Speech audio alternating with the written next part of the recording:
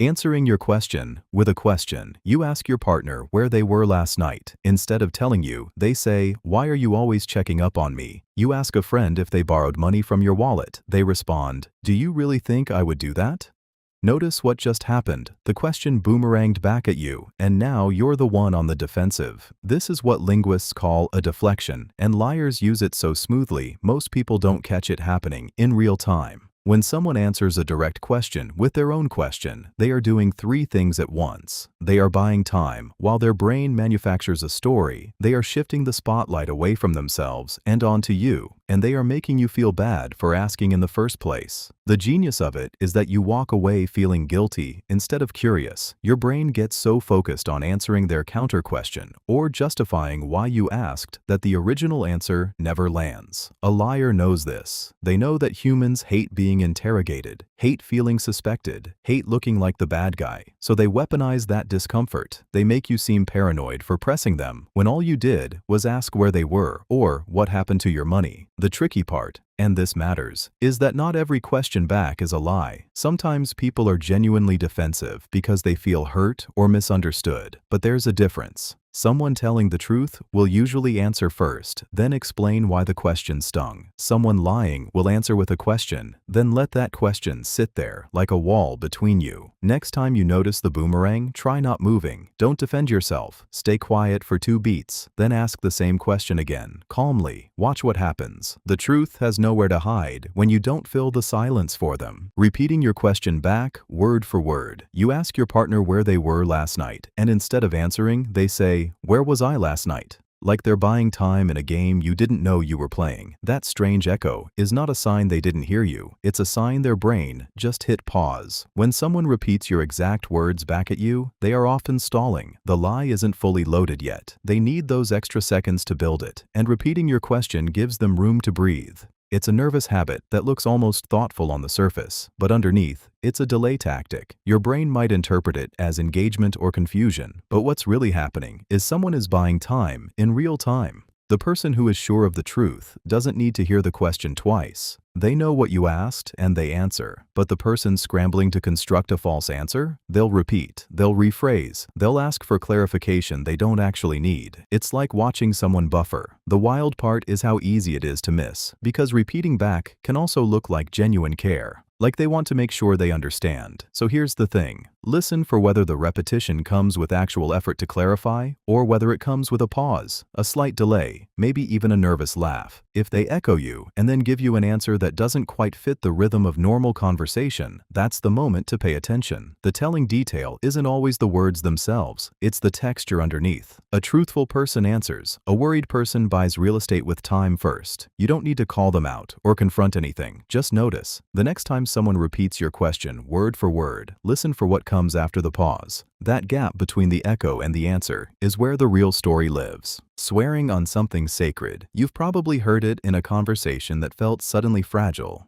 "I swear on my mother's life," or "I swear on my kids." Dropped like a verbal anchor, meant to make the claim unsinkable. The intensity of it, the way someone's voice changes when they invoke something they claim they'd never risk, can feel almost ceremonial, like they're putting skin in the game. And that's exactly the trick. A lie wrapped in a sacred oath isn't actually protected by truth. It's protected by the emotional weight you just felt. When someone swears on something precious to them, they're not proving they're honest. They're performing honesty so vividly that you stop asking for evidence. The real person might genuinely believe that invoking something sacred makes the lie safer, as if the ritual itself creates protection from consequences. Or they're banking on the fact that you'll feel too uncomfortable questioning them after they've just staked their child or their faith or their mother on it. There's a reason genuine confidence doesn't need this. Someone telling you something true will usually just tell you plain. They won't need to add supernatural insurance or ceremonial weight. The person who swears hardest on what matters most is often doing emotional math, calculating that the power of the gesture will cost less than the truth would.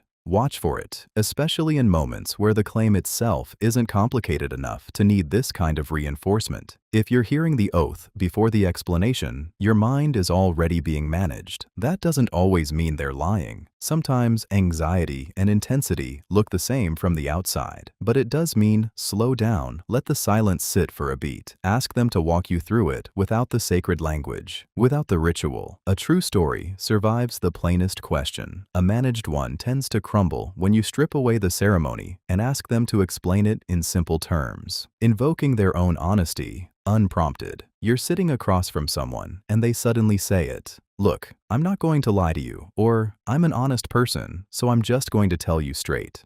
The air shifts, something in your gut relaxes, and that's exactly what they're counting on. Here's the cruel math of it. Genuinely honest people don't usually announce their honesty. They just tell you things, and the consistency between what they say and what you later discover does the work for them. The moment someone has to invoke their own integrity like a passport, they've already planted doubt in the room. They've made honesty something that needs defending, which means at some level, they know you have reason to wonder. It's like someone saying, "I'm not angry," right before they explode. The statement itself is the red flag. When you hear it, you're hearing someone preemptively trying to build credibility before they ask for something or explain something you won't like. They're stacking the deck by getting you to agree they're trustworthy before the lie lands. The rhythm is always the same. The preamble about their character, then the request or explanation that benefits them, then silence while you're still caught in the warm feeling of having been told they're a straight shooter. Watch for it next time someone does this, especially when they're asking for money, asking you to keep a secret, explaining why they were late, or why they changed their story. You'll notice the honesty announcement almost never appears unless they're about to test it. That doesn't mean everyone who says this is lying, but it does mean you should pause and check the actual evidence, not the sales pitch about their character. Trust builds quiet and without fanfare. It survives questions and time. The truth doesn't need an introduction, and the people who know that best are the ones who rarely have to say it at all. Saying, "Why would I lie to you?" Someone tells you a story that doesn't quite land, the timeline feels off, or you caught them in a detail that contradicts what they said last week. And instead of answering your question, they pivot hard. "Why would I lie to you?" It's not really a question, it's a wall, and the fact that they threw it up so fast, before you even pressed them, is exactly the tell you needed. Here's what makes this move so slick. It borrows your trust and uses it against you. By asking you to explain their motive to lie, they're forcing you to prove a negative, to show intent, to demonstrate benefit, which is nearly impossible to do in real time. Meanwhile, the original inconsistency just hangs there, unresolved. You end up defending your suspicion instead of them clarifying their story. The deeper pattern is that liars know most people's first instinct is guilt. You don't want to be the person who doubts someone without reason. So when they ask, "Why would I lie?" they're counting on you to feel bad for thinking it at all. Shame is their tool. If they can make you feel like you're being paranoid or cruel for questioning them, you'll stop asking questions. Real honesty doesn't work this way. When someone is telling the truth and you express doubt, they usually just answer. They clarify. They say, "Oh, I see why that sounded weird," and walk you through it. They don't demand that you first produce their hidden motive. They don't make you feel guilty for listening carefully. They don't turn the tables and ask you to prove them innocent before they'll even engage with what confused you. The next time you hear this one, pay close attention to what happens after. Notice whether they actually answered what you asked, or whether they just flipped the burden onto you. That gap between the deflection and the real response, that's where the truth usually lives. Prefacing the answer with, "Believe me," there's a tell so small most people miss it. Someone answers a question you haven't asked yet. Your friend says, "Look, I swear to God, I only had 2 drinks last night," and you hadn't questioned them at all. Or a coworker insists, "Trust me, I didn't take credit for your idea," when nobody accused them. Or a partner leads with, "Believe me, I'm not upset," before you've even asked.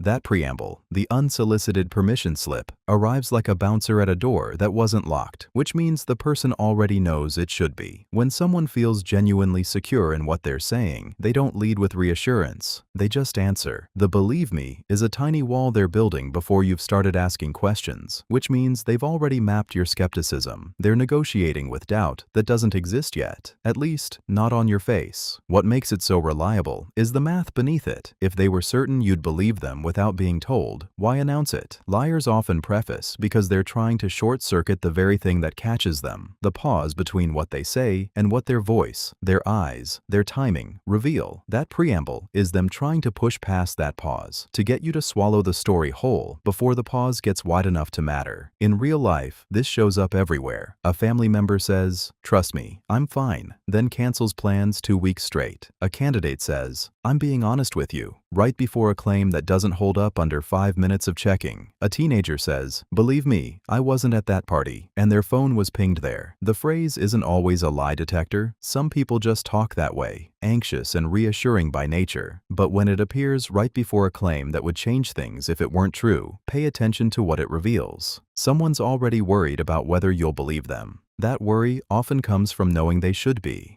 Hedging with "to be honest." You know that moment when someone leans in and says, "to be honest," right before they tell you something? Your nervous system should probably light up a little. Not always, but often enough that it's worth noticing. The phrase itself is a linguistic trapdoor. It implies they weren't being honest before, even if they don't mean it that way. What they're really doing is softening the ground, priming you to accept what comes next by suggesting this version is the real one, the unfiltered one, the one you should trust. Here's the thing about hedging language like this. It's a permission slip disguised as transparency. Someone says, "To be honest, if I'm being real, look, I'll level with you. Between you and me." And suddenly, their next sentence feels safer, more credible, more intimate. You drop your guard a tiny bit. The brain hears vulnerability and mistakes it for honesty. They might follow it with half-truths, exaggerations, or things they want to believe but haven't checked. The hedge doesn't make it true. It just makes it easier to swallow. Liars and people cutting corners both use these phrases, but so do nervous people, people in power imbalances, people afraid of judgment. The phrase alone isn't a smoking gun. What matters is what comes after and whether it checks out. If someone says, "To be honest, I wasn't at the bar that night," that's one data point. If their phone records put them there, the hedge didn't help them. If someone says, "To be honest, I really do care about you," then consistently cancels plans, the hedge was just noise. Pay attention to the friction between the words and the pattern. The next time you hear those words, pause. Don't assume deception. Don't assume honesty either. Ask yourself what that sentence would sound like without the permission slip attached. Would it feel the same? Would it hold up without the softening language? That small question is often enough to separate the signal from the setup. Non-denial, denial phrasing. You ever notice how some people seem to answer a direct question without actually answering it? Like when your partner says, "I texted someone from work last night," and instead of saying yes or no, they respond with, "I would never do anything to hurt you." A statement about their character that has nothing to do with whether texting happened. That's non-denial denial, and it slips past most people because it feels like a response without being one. The magic trick works because our brains are lazy processors. When someone talks about related emotional territory, trust, loyalty, goodness, we unconsciously treat it as a direct answer, even though technically nothing was confirmed or denied. A politician asked, "Did you take that bribe?" might say, "I've dedicated my entire career to public service," which is technically true and utterly meaningless. A friend accused of gossiping fires back with, "Everyone knows I'm loyal," sidestepping the actual claim entirely. The person isn't fighting your accusation directly. They're reframing the whole conversation into something safer. What makes this so effective is that it lets them feel like they're responding while creating plausible deniability. They never lied, in their view. You just misunderstood. They answered a different question, one they built themselves. And if you push back, suddenly you're the one being unreasonable or paranoid. Because how could they possibly be defensive if they weren't hiding something? The pattern is always the same. When you ask for specifics and get generalities, when you ask what happened and get told who they are instead, you're being sidestepped. Here's what cuts through it. Next time you notice yourself accepting an answer that didn't actually touch your question, pause and ask again, but more specific and concrete. You'll either get the truth or watch them dance around it a second time. which tells you everything you need to know. Answering a narrower question than asked. Your partner asks, "Did you spend money on that app subscription?" And they say, "I used it for work." They've answered the narrower question, whether it had utility, but dodged the actual one you asked about spending. You're left holding a technically true statement that somehow feels incomplete, and your brain has to register the gap all on its own. That's the whole mechanism. Someone avoiding the truth will often slide sideways into an accurate answer that addresses only the part of your question they can stomach saying honestly. A boss asks if the project is on schedule. A team member says, "Everyone is working really hard." True, likely. Responsive, not remotely. A friend asks if you seemed happy at their party, and you say, "I really appreciated the effort you put into it." Notice how that pivots away from the emotional question entirely. It's not a denial, it's a redirect, and it works because your brain tends to give people credit for honesty when they've answered something you asked, even if it's the wrong something. The real signal is what lingers afterward, that feeling that they talked quite a bit, but somehow never actually answered. That unease is your gut catching the gap between the question you asked and what you received. People do this because it lets them tell themselves they didn't technically lie. And by the letter of the law, they didn't. But intention is the ghost in the machine. When someone consistently answers the question they wish you'd asked instead of the one you actually asked, you're watching precision avoidance in action. The sneaky part, your brain wants to believe them because they did answer something. Next time you feel that lingering unease, try asking the exact same thing again, just worded differently. Watch what happens. Most honest people course correct immediately. The ones engaged in this particular redirect will find another narrower question to answer instead.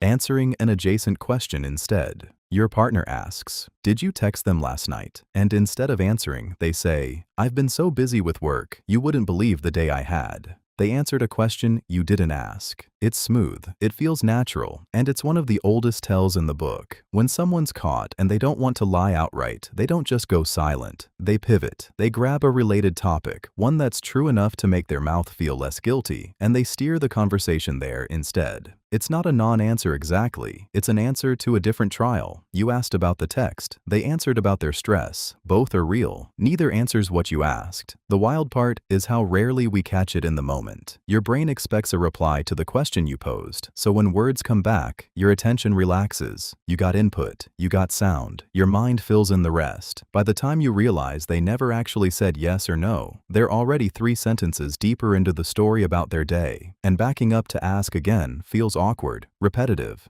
petty, so you let it go, and they know you let it go. This is different from deflection with a joke, which feels evasive. Answering an adjacent question feels almost cooperative, like they're trying to help, just on a slightly different axis. It's why it works so well. The person doing it gets to feel like they contributed to the conversation, and you get to feel heard, even though neither thing is quite true. It's almost sympathetic, the way it cushions the dodge. If someone answers the question you didn't ask, it's worth pausing and asking the original one again, out loud, as simply as you can, not aggressive, just clear. Watch what happens. A person with nothing to hide usually just answers the first time. Feigning confusion about a simple question. You ask someone directly, "Did you eat the last slice of pizza?" And their face goes soft, eyebrows pinched. Wait, what do you mean by eat? Like, physically consume? Or are you asking if I had a bite? Suddenly, a yes or no question has become a philosophy seminar. This is what happens when someone needs to buy time without saying no. Genuine confusion is fast. The brain simply doesn't know and says so. But the deliberate kind? It moves slower, more theatrical. It performs uncertainty while the person is actually calculating which answer hurts least. You see it in the workplace too. Your coworker asks if they finished the report, and instead of "not yet," they say "finished," like fully proofed and printed, or just the draft phase. They're not actually confused. They're stalling. They're creating narrative room to wiggle. Real confusion makes people ask clarifying questions back to you.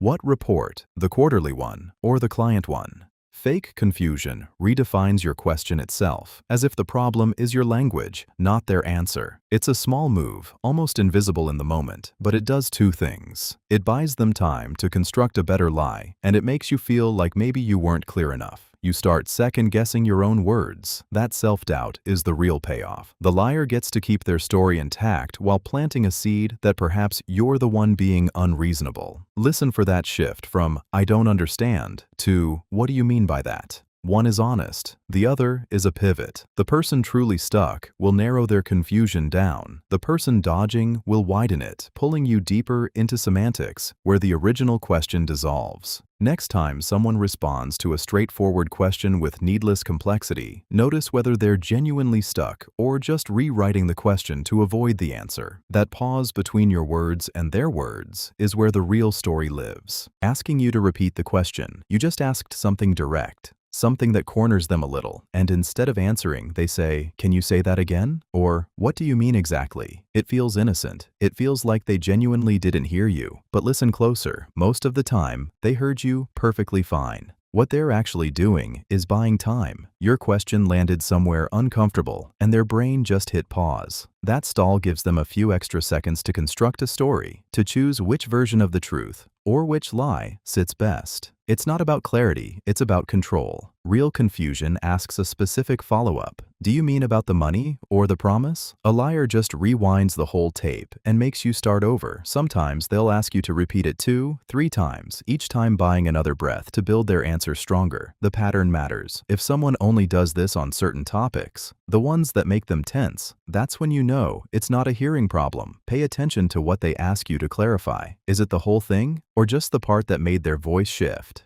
Notice too whether they relax once you've repeated it. Often they'll even nod along, like they're helping you understand your own question better. But what they're really doing is rehearsing their deflection, testing which angle feels most believable. Watch for this habit, especially during stakes conversations, money, fidelity, broken promises, things that matter. The next time this happens, try holding the line. Don't rephrase, just wait. Sit in that silence. Liars hate silence more than they hate almost anything else. They'll either repeat your original question back to you, word for word, a nervous echo, or they'll suddenly remember they heard you just fine and try to answer. Either way, you'll know what happened in that pause and what it cost them. Volunteering detail nobody requested. Your partner comes home late. You ask where they were. Instead of dinner with Sarah, they say, "Dinner with Sarah at that Italian place on 5th. The one with the red awning. You know the one. Terrible parking. Had the salmon, which was actually pretty dry. Sarah ordered wine. We talked about her job for like an hour. Why did they just hand you a short film when you asked for a sentence? Because liars add texture. When you're telling the truth, you answer the question asked. Your brain doesn't bother curating scenery around facts. It just retrieves them, quick and clean. But when you're lying, your mind is building scaffolding, layering in details that nobody wanted to scaffold around the main structure. Extra information feels like honesty, like generosity, like effort. And effort, your nervous system is trained to believe, usually means truth-telling. Except liars have learned this too. They've figured out that specificity breeds trust, so they sprinkle in the red awning, the dry salmon, the wine order. Little props to make the lie feel lived in, walked through, experienced. The tell isn't the detail itself. It's the detail doing more work than the main point should ever need. You asked a binary question and got a paragraph. You asked what time someone got home and got the whole route they took. The traffic pattern, the music that was playing, the conversation that somehow matters now. Notice when people answer what you didn't ask. Notice when the extra information doesn't actually matter to understanding what happened, when it's just color, just seasoning, just proof of presence. Your nervous system knows something is off before your logical brain catches up. That moment of,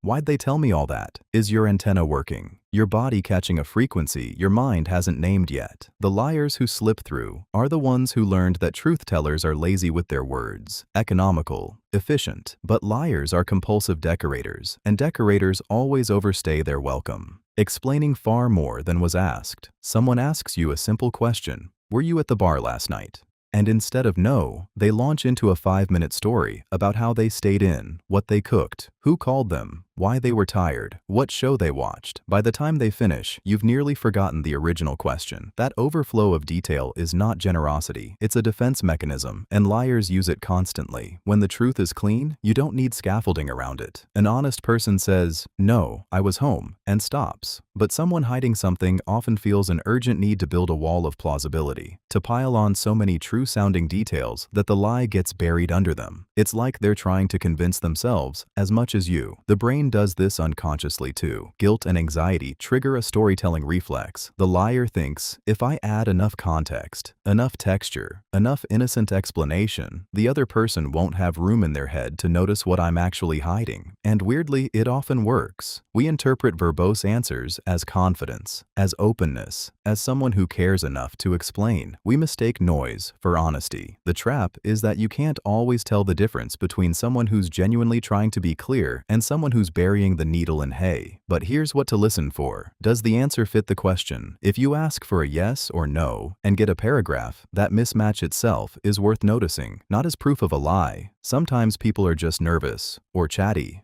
but as a flag. Try it next time. Ask a tight question and watch what happens. The honest ones usually answer it first, then add color if they want. The nervous ones reverse it. Color first, answer buried, and the pattern repeats. That small reversal tells you something is being protected, and knowing that difference changes how you listen. Overqualifying with technically true wording. Your coworker says, I didn't see the email you're talking about. I was in back-to-back meetings all morning. Technically true. They were in meetings. But what they didn't say, they glanced at their phone during lunch and saw it then. Chose not to open it. The statement isn't false, it's weaponized precision. A liar doesn't have to deny the whole thing. They just make sure the true part drowns out the missing part. This happens everywhere. Someone asks if you went to their party and you say, I was dealing with family stuff, which is technically real, your mom called, but erases the 3 hours you spent scrolling before you thought to check the time. A partner asks if you're upset and you say, I'm fine. Just tired, which isn't a lie if you genuinely are tired, just not why you're actually upset. The genius of overqualifying is that it lets someone maintain plausible deniability while feeding you a meal made mostly of silence. What makes this so sticky is that liars using this move genuinely believe they're not lying. They found one true thing and built a wall around it. They're not wrong, they're just incomplete. And when you later feel betrayed because you realize what they left out, they can point back and say, but that part was true, wasn't it? Yes. And so is a resume listing every project you touched, while omitting the ones you sabotaged. Watch for the overqualifier in moments when a simple answer would work. When someone adds extra true facts that don't quite explain what you asked. When the technically accurate part seems louder than the honest part. That's when someone is telling you something while making sure you don't hear it. Not lying, just very carefully not telling the whole truth. The next time you feel that small sting of betrayal after an answer, ask whether they answered what you asked or just what they could defend.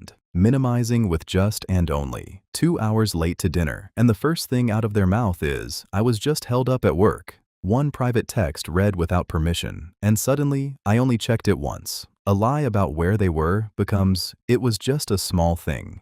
Listen for those tiny words, just and only, because they're verbal downgrades, grammar-level gaslighting designed to make your nervous system second-guess what it already felt. The violation doesn't shrink because a modifier showed up in front of it. The tardiness still exploded your evening. The boundary breach still matters. The deception is still deception, but just and only work like sleight of hand. They redirect your attention away from the action and toward a negotiation about the action's size. What makes this move so smooth is that it almost sounds honest, like the person is admitting fault in a measured way, claiming ownership of something small rather than something huge. That's the seduction of it. They appear humble, self-aware, proportionate, except they're not admitting anything. They're reframing. They're asking you to shrink the thing that hurt you, to agree that your anger was oversized, that your wound wasn't actually that deep. And if you start agreeing with them about the scale, you start doubting whether you have the right to feel raw. Your legitimate hurt becomes the unreasonable reaction, instead of their dishonest action becoming the cause. The real trick is that these words don't just downsize the lie, they also downsize your permission to respond. Next time you hear just or only attached to something that made you flinch, resist the invitation to negotiate the size of your own pain. Pause there. Notice where the discomfort lives in your body. Your nervous system's response to the actual event is more honest than the words someone uses to minimize it afterward. The magnitude of a violation lives in what was done, not in the adjectives wrapped around it. Softening everything with sort of. Listen to how someone speaks when they're about to slip you something untrue, and you'll hear a lot of hedging, not outright doubt language like I think or maybe, which can actually signal honesty. Instead, watch for the soft qualifier that makes a lie feel tentative, almost apologetic. I sort of didn't see your message until late, or I was kind of already planning to leave before you asked, or that conversation was sort of about something else entirely. The word sort of is linguistic Teflon. It lets a statement slide past your guard because it sounds uncertain, almost vulnerable, when really it's just lubrication for a falsehood. Real uncertainty usually sounds different. Someone genuinely unsure says, "I'm not sure, but I think I saw him yesterday." Present tense, committed to a memory they don't fully trust. Someone lying says, "I was sort of in that area around that time," which is the same claim dressed in soft language. The liar is trying to make the statement feel less provable, less solid, less something you can pin down. It's a social trick. If you seem tentative, people don't push back as hard. They assume you're hedging because you're being thoughtful, not because you're covering tracks. The creepy part is that this works so reliably. Your brain treats, "I sort of did that," differently than "I did that," even though they're the same thing. One feels like a confession of memory fuzz. The other feels like a fact. Neither is true if the person is lying, but only one triggers your skepticism like it should. It's not just about the words, it's about how they disarm your attention. Next time someone soft pedals a specific claim with "sort of" or "kind of," stay curious instead of letting it slide. Ask them to be precise. Did you or didn't you? That simple ask often breaks the soft frame and forces them into clarity. And clarity is where liars get uncomfortable. Absolute language covering private doubt. Listen for the person who suddenly stops hedging. They were wavering 2 minutes ago. "I think. Maybe.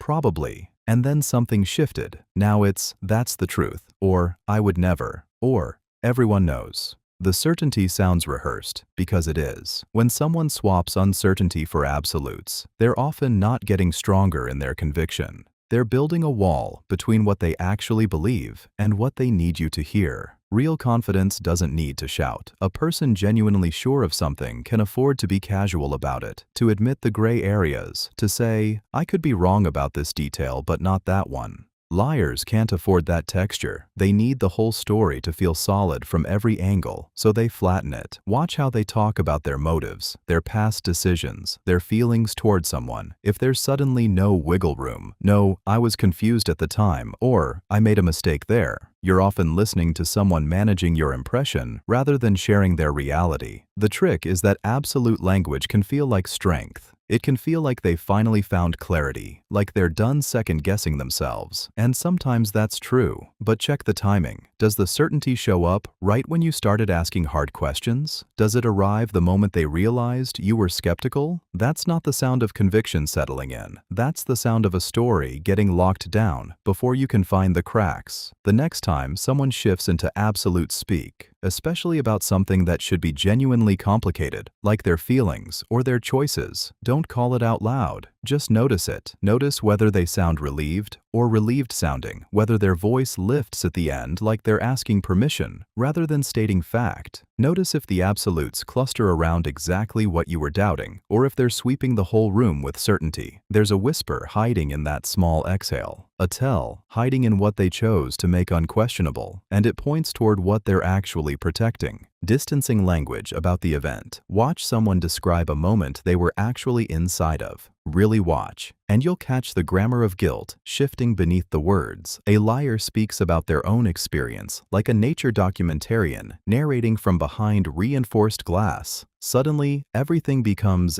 "it" instead of "I," and that situation instead of "what I did." You ask your partner where they were last night, and instead of hearing, "I went to my friend's house," out comes, "It was decided that time would be spent at someone's place." The shift is invisible to someone not listening, but it's radioactive. When someone owns their actions, language stays close and warm.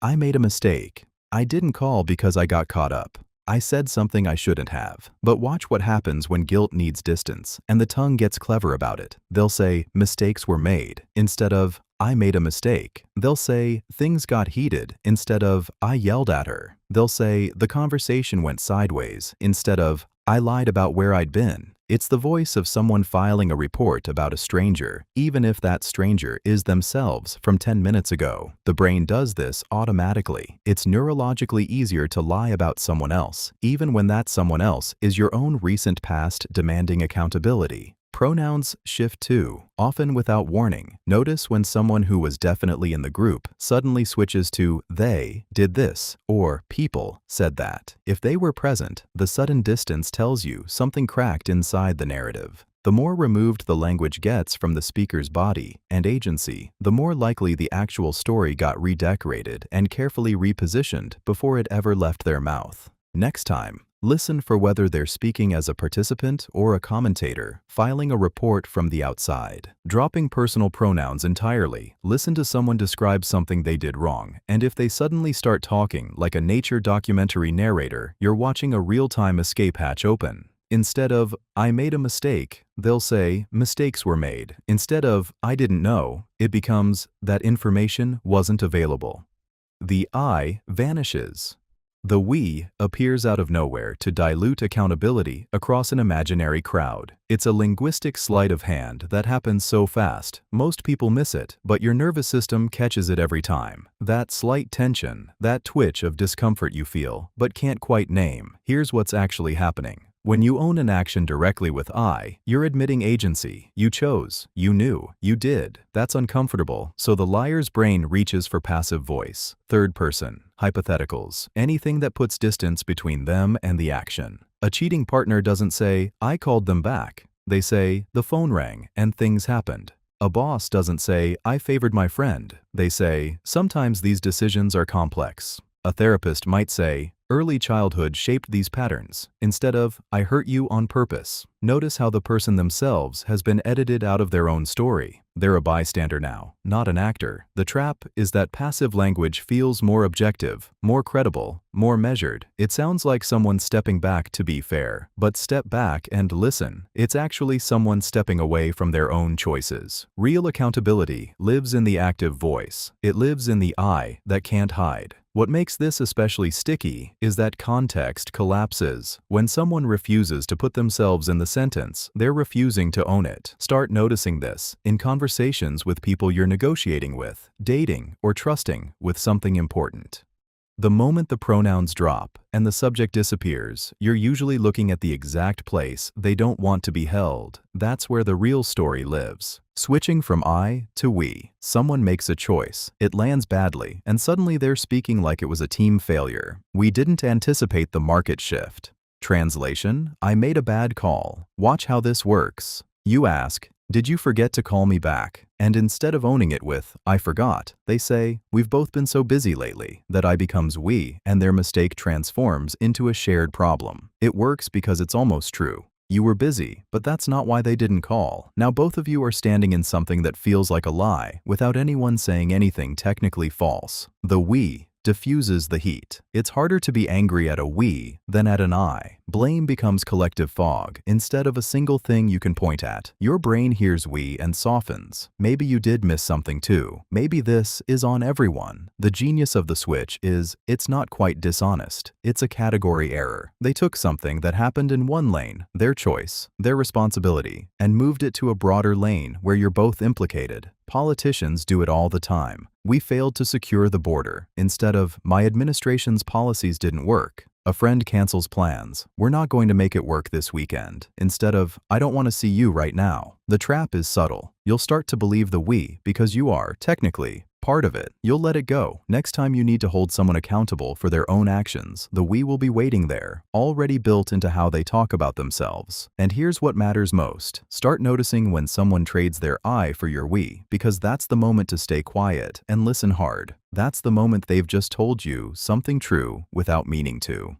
Calling someone that person. You notice it in the shift. Your partner has been calling you by your real name all week, but when they slip and say, "that person you were texting," something in your chest tightens. They didn't say your name. They said that person, like you, were a problem they were gesturing at from across the room, something distant and suspect. Liars do this when they need distance. They strip away the intimacy of a name because names are too warm, too real, too close to actual connection. They need you to feel like an object they're reporting on, not someone they're talking to. The pronoun swap is a small cruelty, but it's honest in a twisted way. It reveals that the lie requires them to push you away first, to make you less human in their own mind, so the deception can fit more comfortably. You see this all the time in confrontations. That woman is always causing drama. That guy never tells the truth. Notice how the liar never has to feel guilty about lying to a person. They're only lying to that person, some vague, unfamiliar creature. It's a psychological sleight of hand that lets them keep their self-image intact while maintaining emotional distance from the weight of what they're doing. The dehumanizing pronoun isn't accidental. Your job isn't to point it out directly, because liars who realize they've been caught using deflection tactics usually just dig deeper into the same hole. Instead, notice the temperature drop in real time. Notice when someone stops calling you by your name and starts calling you by what you represent to them in that moment. A problem, a threat, something to be managed. That shift is often the first sign that something unsaid is being protected by distance. Listen for the names they stop using. That's where the lie lives. Shifting to present tense, mid-story. Next time someone recounts something from weeks or months ago, hang back and listen to what happens to their verbs. A real memory usually stays anchored in the past. I walked to the store. I saw him there. He looked angry. But when someone's embellishing or spinning details on the fly, their brain often slips into present tense without a whisper of awareness. So, I'm walking to the store, and he's there, and he looks so angry. That shift from looked to looks, from reporting to reperforming, is a tell. It happens because they're not retrieving a stored memory anymore. They're constructing one in real time, narrating it as they build it, and the present tense is the neural signature of active storytelling. Your brain experiences present tense as immediate, as happening right now, which makes it feel more vivid and more true, even when you're the one being lied to. The person lying often doesn't register the slip themselves. They think they're just getting into the story. And sometimes that's innocent. Sometimes people are simply engaged narrators who live vividly in their own retellings. But watch for the flicker. When present tense appears suddenly in the middle of an account, when they bounce between past and present, when they slip back to past tense for the boring parts and jump to present for the dramatic moments they can't quite anchor to a real memory, that's your signal. That grammatical slip is where the construction happens. Your job isn't to call them out or confront them. Just notice it. Let that little pattern settle into your awareness, like a quiet alarm. The next time someone shifts tense unexpectedly, you might find yourself asking a soft follow-up question, or you might simply recalibrate your trust meter for that part of the story. Either way, you've just learned to spot someone thinking their way through a lie rather than retrieving something they actually lived. Telling the story too smoothly. You know that feeling when someone recounts something that happened to them and it comes out like a rehearsed monologue. No pauses, no ums, or wait, actually. No moments where they backtrack because they suddenly remembered a detail they'd forgotten. Just a clean, linear narrative with perfect dialogue. You somehow doubt they remember word for word. The kind of story that arrives polished and intact before your ears. That smoothness is often a signal worth noticing. Real memory is messy. When you actually witnessed something, your brain doesn't file it away like a screenplay.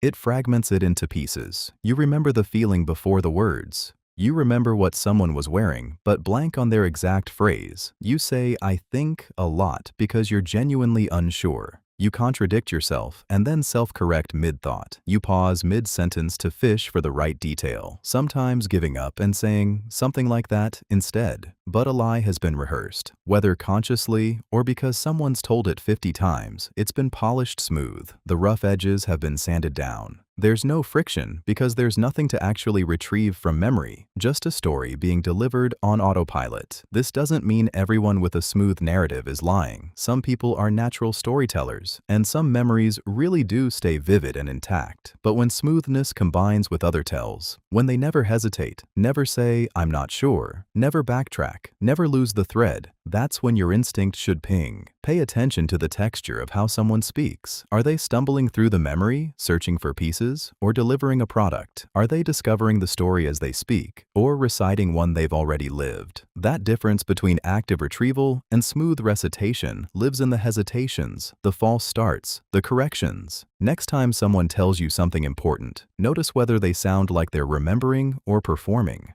Trust that gap.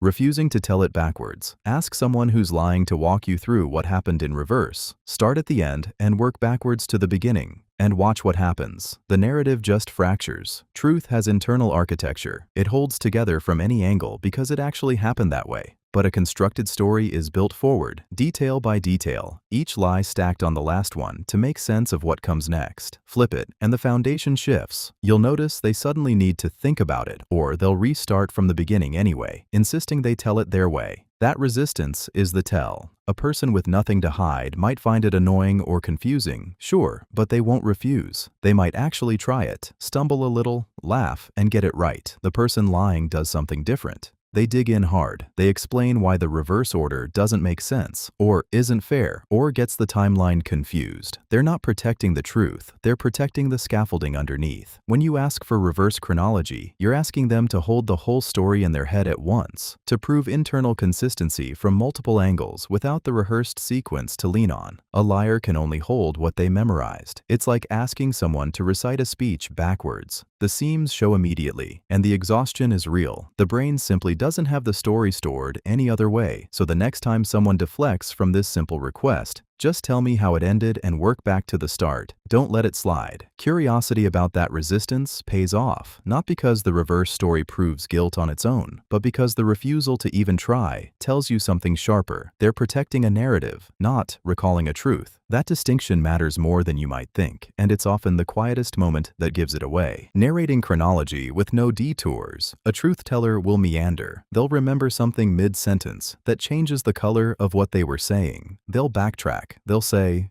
"Wait, that's not quite right. Actually, the thing that mattered was..." And suddenly, the whole timeline shifts. That's what honest recall looks like. Messy, self-correcting, alive with doubt. But listen to someone whose story has no bumps, no second guesses, no "actually I forgot to mention," just a smooth straight line from A to B to C. That flatness is a signal. When someone is inventing rather than remembering, their brain doesn't hit the friction points that real memory hits. Real memory is full of tangents. You remember the weather. You remember something your friend said that seemed random but now connects. You remember how you felt, then correct it. No, wait, I wasn't angry. I was embarrassed. That internal negotiation is the sound of someone actually fishing through their own past. A liar, though, has already written the script. They've smoothed it, rehearsed it, so they deliver it like a news anchor reading teleprompter. No pauses to find the right word. No, "let me think about this." No visible struggle to sort timeline from emotion. The detours are what make a story credible. They're the proof that someone is doing the hard work of remembering rather than the easy work of performing. The polish you might mistake for confidence is often just the shine of a prepared line. Next time, someone tells you a story that feels too clean, too orderly, too perfectly paced, the kind of narrative that moves like a straight arrow with no kinks, try asking a small, off-center question. Ask about the weather that day. Ask what they were wearing. Ask what they ate for lunch. Watch whether they hesitate or generate new detail. The liars will struggle to improvise the texture. The truth tellers will say, "I don't remember," and that small admission is worth more than 1,000 smooth sentences. The real tell isn't perfection. It's the human friction of someone actually trying to get back to what was real. Rehearsed phrasing repeated identically. Listen to someone caught off guard and you hear them search. They stumble, backtrack, add details that weren't asked for, change the order of events mid-sentence. That's the sound of real memory, messy and alive. But when someone is running a script, the words come out polished. Same exact phrasing, same pauses in the same places. Ask them again a week later, and the explanation lands identically, word for word, as if they copied from a document you can't see. Fabrication requires rehearsal. A true memory is a living thing. You can approach it from different angles, and the core stays true while the details shift. You remember the taste of the coffee, then the light, then the feeling. A lie needs precision. It needs the same architecture every time, or the inconsistencies will crack it. So the liar practices in their head, smooths the edges, locks the story in place, then delivers it with the confidence of someone who has already told it to themselves 100 times. Here's what makes it visible. Perfection feels wrong when memory is involved. Real people contradict themselves about minor details. They say, "I think I left around 7, and later, maybe it was closer to 7:30. The person lying feels pressure to be consistent, not accurate, so they flatten the natural variation out of the story, sand it smooth until it gleams. Watch for the person who tells the same complicated anecdote the exact same way twice. word for word, without hesitation. Notice when someone's explanation for why they missed the meeting is word perfect and rehearsed, delivered with an eerie fluency that bypasses the normal friction of recall. Pay attention to the absence of, "I'm not sure about this part," or "I might be misremembering." Real uncertainty has texture and stumbling blocks. A prepared story sounds like a recording you're hearing again, not a memory being reconstructed in real time. That's the tell that matters most. A story that never varies at all. Real memory is messy. You retell something and leave out a detail, emphasize a different beat, remember it slightly differently each time you say it out loud, and that wobble is exactly what makes it human. But when someone is lying, especially about something that matters, their story locks into place like concrete. Same words, same order, same emphasis, same exact phrases every single time. It's too perfect, which is exactly why it's suspicious. Think about the last time you lied, even a small one. Your anxiety was climbing. Your brain was working to keep the false version consistent, to not trip yourself up. So you rehearsed it, you planned it. And when you told it stiffly, didn't you? You watched yourself tell it. You didn't flow. Real storytelling has texture and variation because your brain is genuinely retrieving something, not reading from a script it memorized. The liar often doesn't realize this is a tell. They think consistency proves truthfulness, but it's the opposite.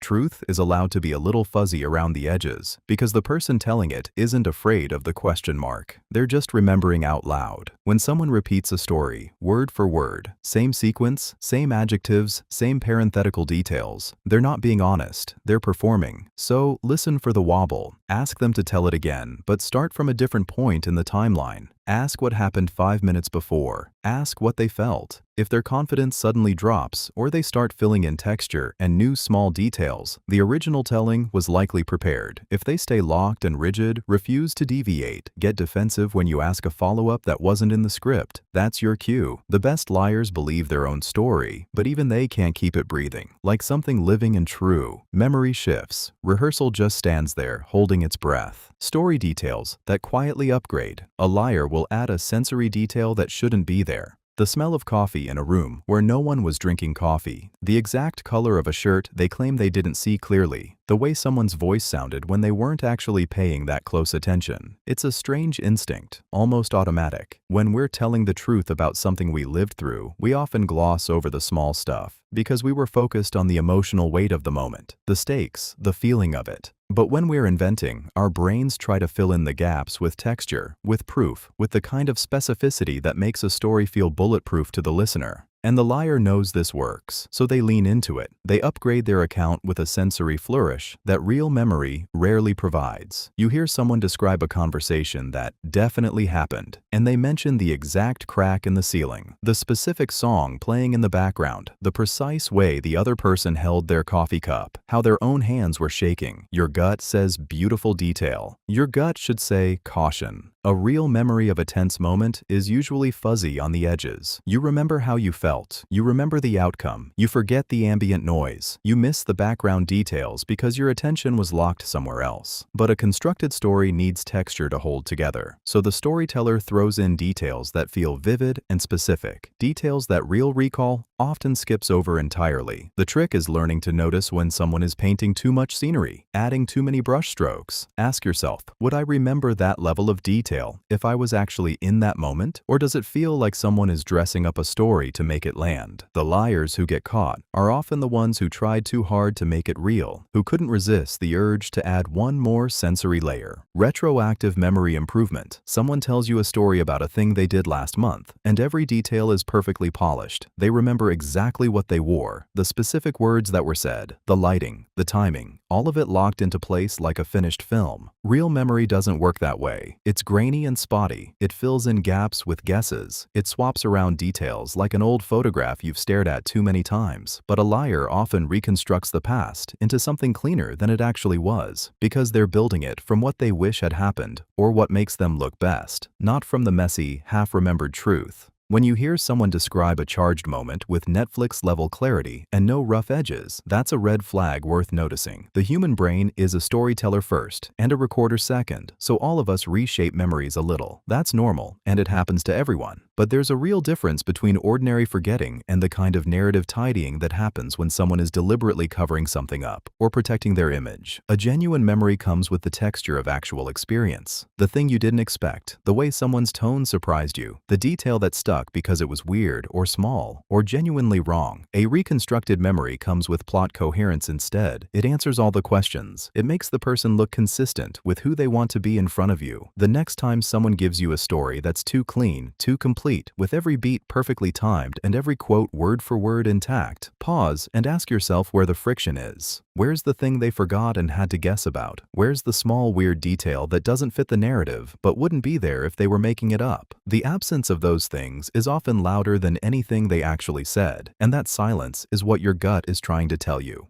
Claiming perfect recall, implausibly, someone tells you they remember exactly what happened 3 years ago, word for word, down to the color of the shirt someone wore, the precise time of day, the ambient temperature. No hesitation, no, I think, or maybe, just crystalline detail, delivered like a court transcript. Your instinct whispers, something is off, and you're right to feel it. Real memory is a living thing, fuzzy at the edges, patched together from fragments and feeling. It has texture, uncertainty mixed in. When someone hauls out too perfect recall, especially under pressure, or when it conveniently supports their narrative, they're often building scaffolding for a lie. The brain simply doesn't work that way. You forget what you had for lunch yesterday. You misplace the name of a street you've driven 100 times. But liars, especially nervous ones, overcompensate by adding specificity. They think detail equals truth. So they weaponize memory like it's a video file instead of a reconstruction. They'll tell you what was said with surgical precision, what expressions people made, what the exact sequence was, because in their rehearsal of the lie, they've drilled those details until they feel real to them. The trap is seductive. Specificity feels honest. It feels like the person is trying, but real honesty usually sounds like this instead. I remember the gist of it, but honestly, I'm fuzzy on some pieces. That's the sound of someone actually trusting their own imperfect mind. Notice how a truthful person often hesitates, backtracks, qualifies, because they're searching their mind in real time, not reciting a script they've memorized. The next time someone offers you implausibly pristine recall, especially about something that matters or something contested, sit with your doubt. Ask them softer questions about adjacent memories, the kind of random stuff memory actually holds on to, like what song was playing or what time they ate dinner that day. You'll often watch the certainty crack and the rehearsed version start to fray. Convenient amnesia about specifics. Ask someone who just lied to you exactly when the thing happened and watch what happens next. Their eyes go soft, their hand gestures get vague. They sigh, like you're asking them to remember a dream from 10 years ago.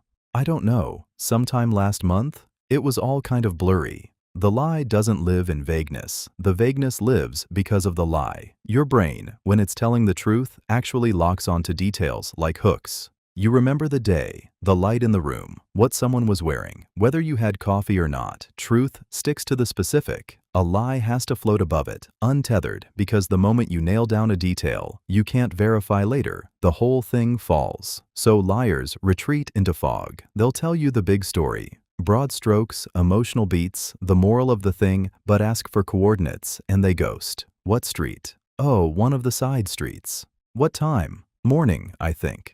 Who else was there? A few people. You wouldn't know them. They're not being evasive on purpose. They're protecting the gap between what they said and what actually happened. The specifics would be the X that marks the spot where the story breaks. You can test this gently. When someone tells you something important, respond with a casual follow-up question about a tiny detail, not in an interrogating way, just natural curiosity. What were you drinking? What song was playing? What did they say exactly? The truth tellers don't hesitate. They might not remember perfectly, but they try. The liars get quieter, more apologetic, more convinced that it doesn't matter anyway. And that hesitation, that shift into soft focus, is the tell. Not because they're bad liars, but because lies are harder to remember than truth, and memory lives in the precise and small. The next time someone's story feels off, skip the confrontation. Just ask for one more detail, then listen to the silence. Blaming the timeline for confusion. You remember them saying they'd be there at 6, they show up at 8:30, and when you ask what happened, they say, I never said 6. You must have misheard me. Everything's been chaos today anyway, with work and traffic and my phone dying, so honestly I have no idea what we even agreed on. Suddenly, the lie isn't the lie. The lie is your memory. The lie is the fog of a busy day, weaponized into plausible deniability. When someone blames the timeline for confusion, they're not denying the facts, they're dissolving them, wrapping the hard edge of their dishonesty in a cloud of, everything was so unclear anyway.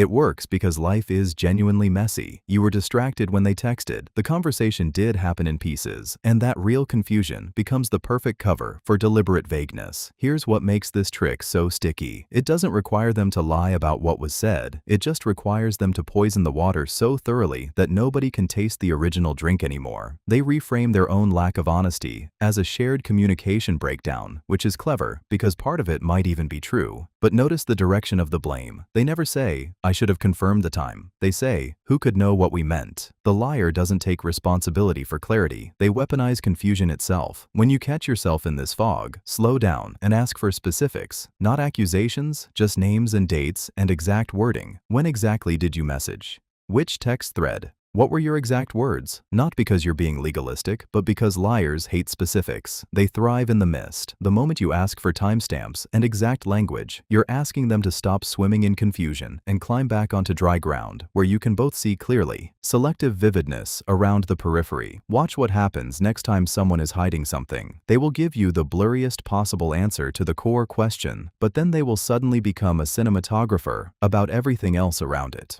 They'll go vague on where they were, but crystal clear on the terrible traffic they sat in. Forget the actual conversation, but paint you a whole museum about the coffee shop's new decor, the barista's accent, the exact shade of the napkin holder. The lie needs a moat of true details, so you don't look too hard at the thing that actually matters. Your brain loves this move because peripheral truth feels like overall honesty. You come away feeling like you heard everything, even though the only thing missing is the one thing that would change your mind. It's the conversational equivalent of a magician's misdirection, except the magician is someone you trusted. The vagueness on core facts is not accidental either. If they commit to specifics about the lie, they risk getting caught in contradiction later. But all those true details about the surrounding context, those are free. They cost nothing, and they work beautifully. You walk away with a mental image so textured and real that your memory files it under, I know what happened here. You don't. What you know is the frame. What you're missing is the painting. The weird part is that people who are lying often aren't even conscious they're doing this. The brain is smart like that. It naturally amplifies the truth content around the vulnerable spot, hoping the gravitational pull of real details will make the lie feel smaller by comparison. So the next time someone tells you a long story with incredible specifics but somehow never quite answered your question,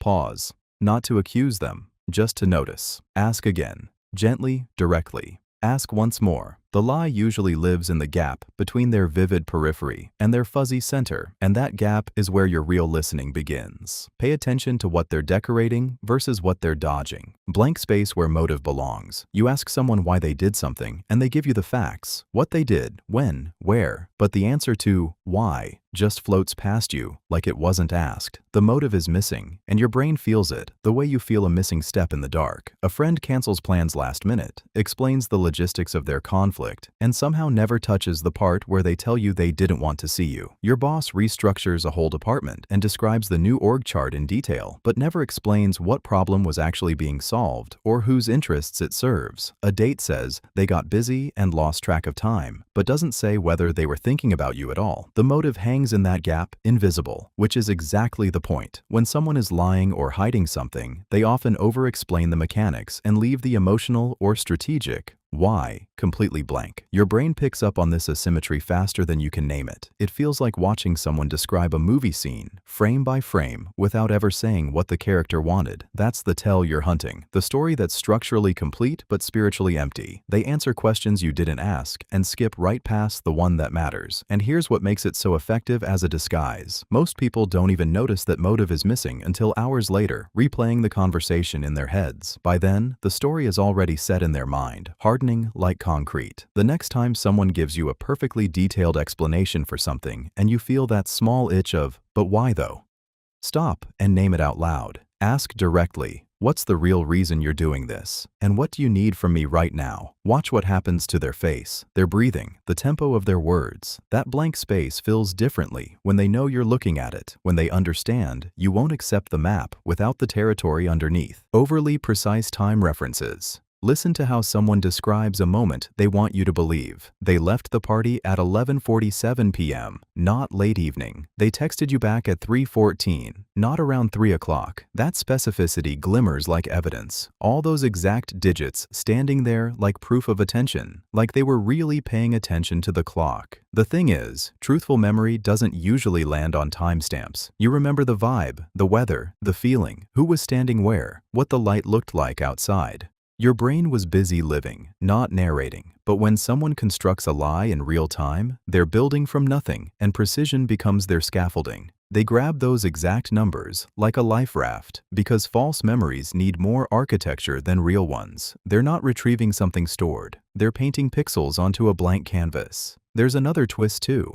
Sometimes a liar swings the opposite direction and gets weirdly vague about other moments, hedging their bets across different stories. But when the overshooting happens, when specificity arrives unprompted and feels almost offensive, that's often the compensation reflex kicking in. A person who actually lived through something doesn't need to prove they were timing it. They were immersed in it. Here's the real move. Next time someone leads with an unnecessarily exact time or date, don't let that precision hypnotize you into trust. Instead, ask them something adjacent. Not the time itself, but what they ate that day, what the light looked like, what song was playing, what they wore, how the air felt. Genuine memory carries texture and color and sensory weight. Constructed ones almost always crumble when you ask for the live detail, not the timestamp. That's where the real crack shows. Naming witnesses who are irrelevant. You ask someone where they were last Tuesday, and instead of a straight answer, they tell you, "Well, my mom was there, and my friend Derek, and also the barista saw me because I got coffee, and my coworker mentioned it, and even my neighbor happened to drive by." None of those people confirm or deny the actual claim.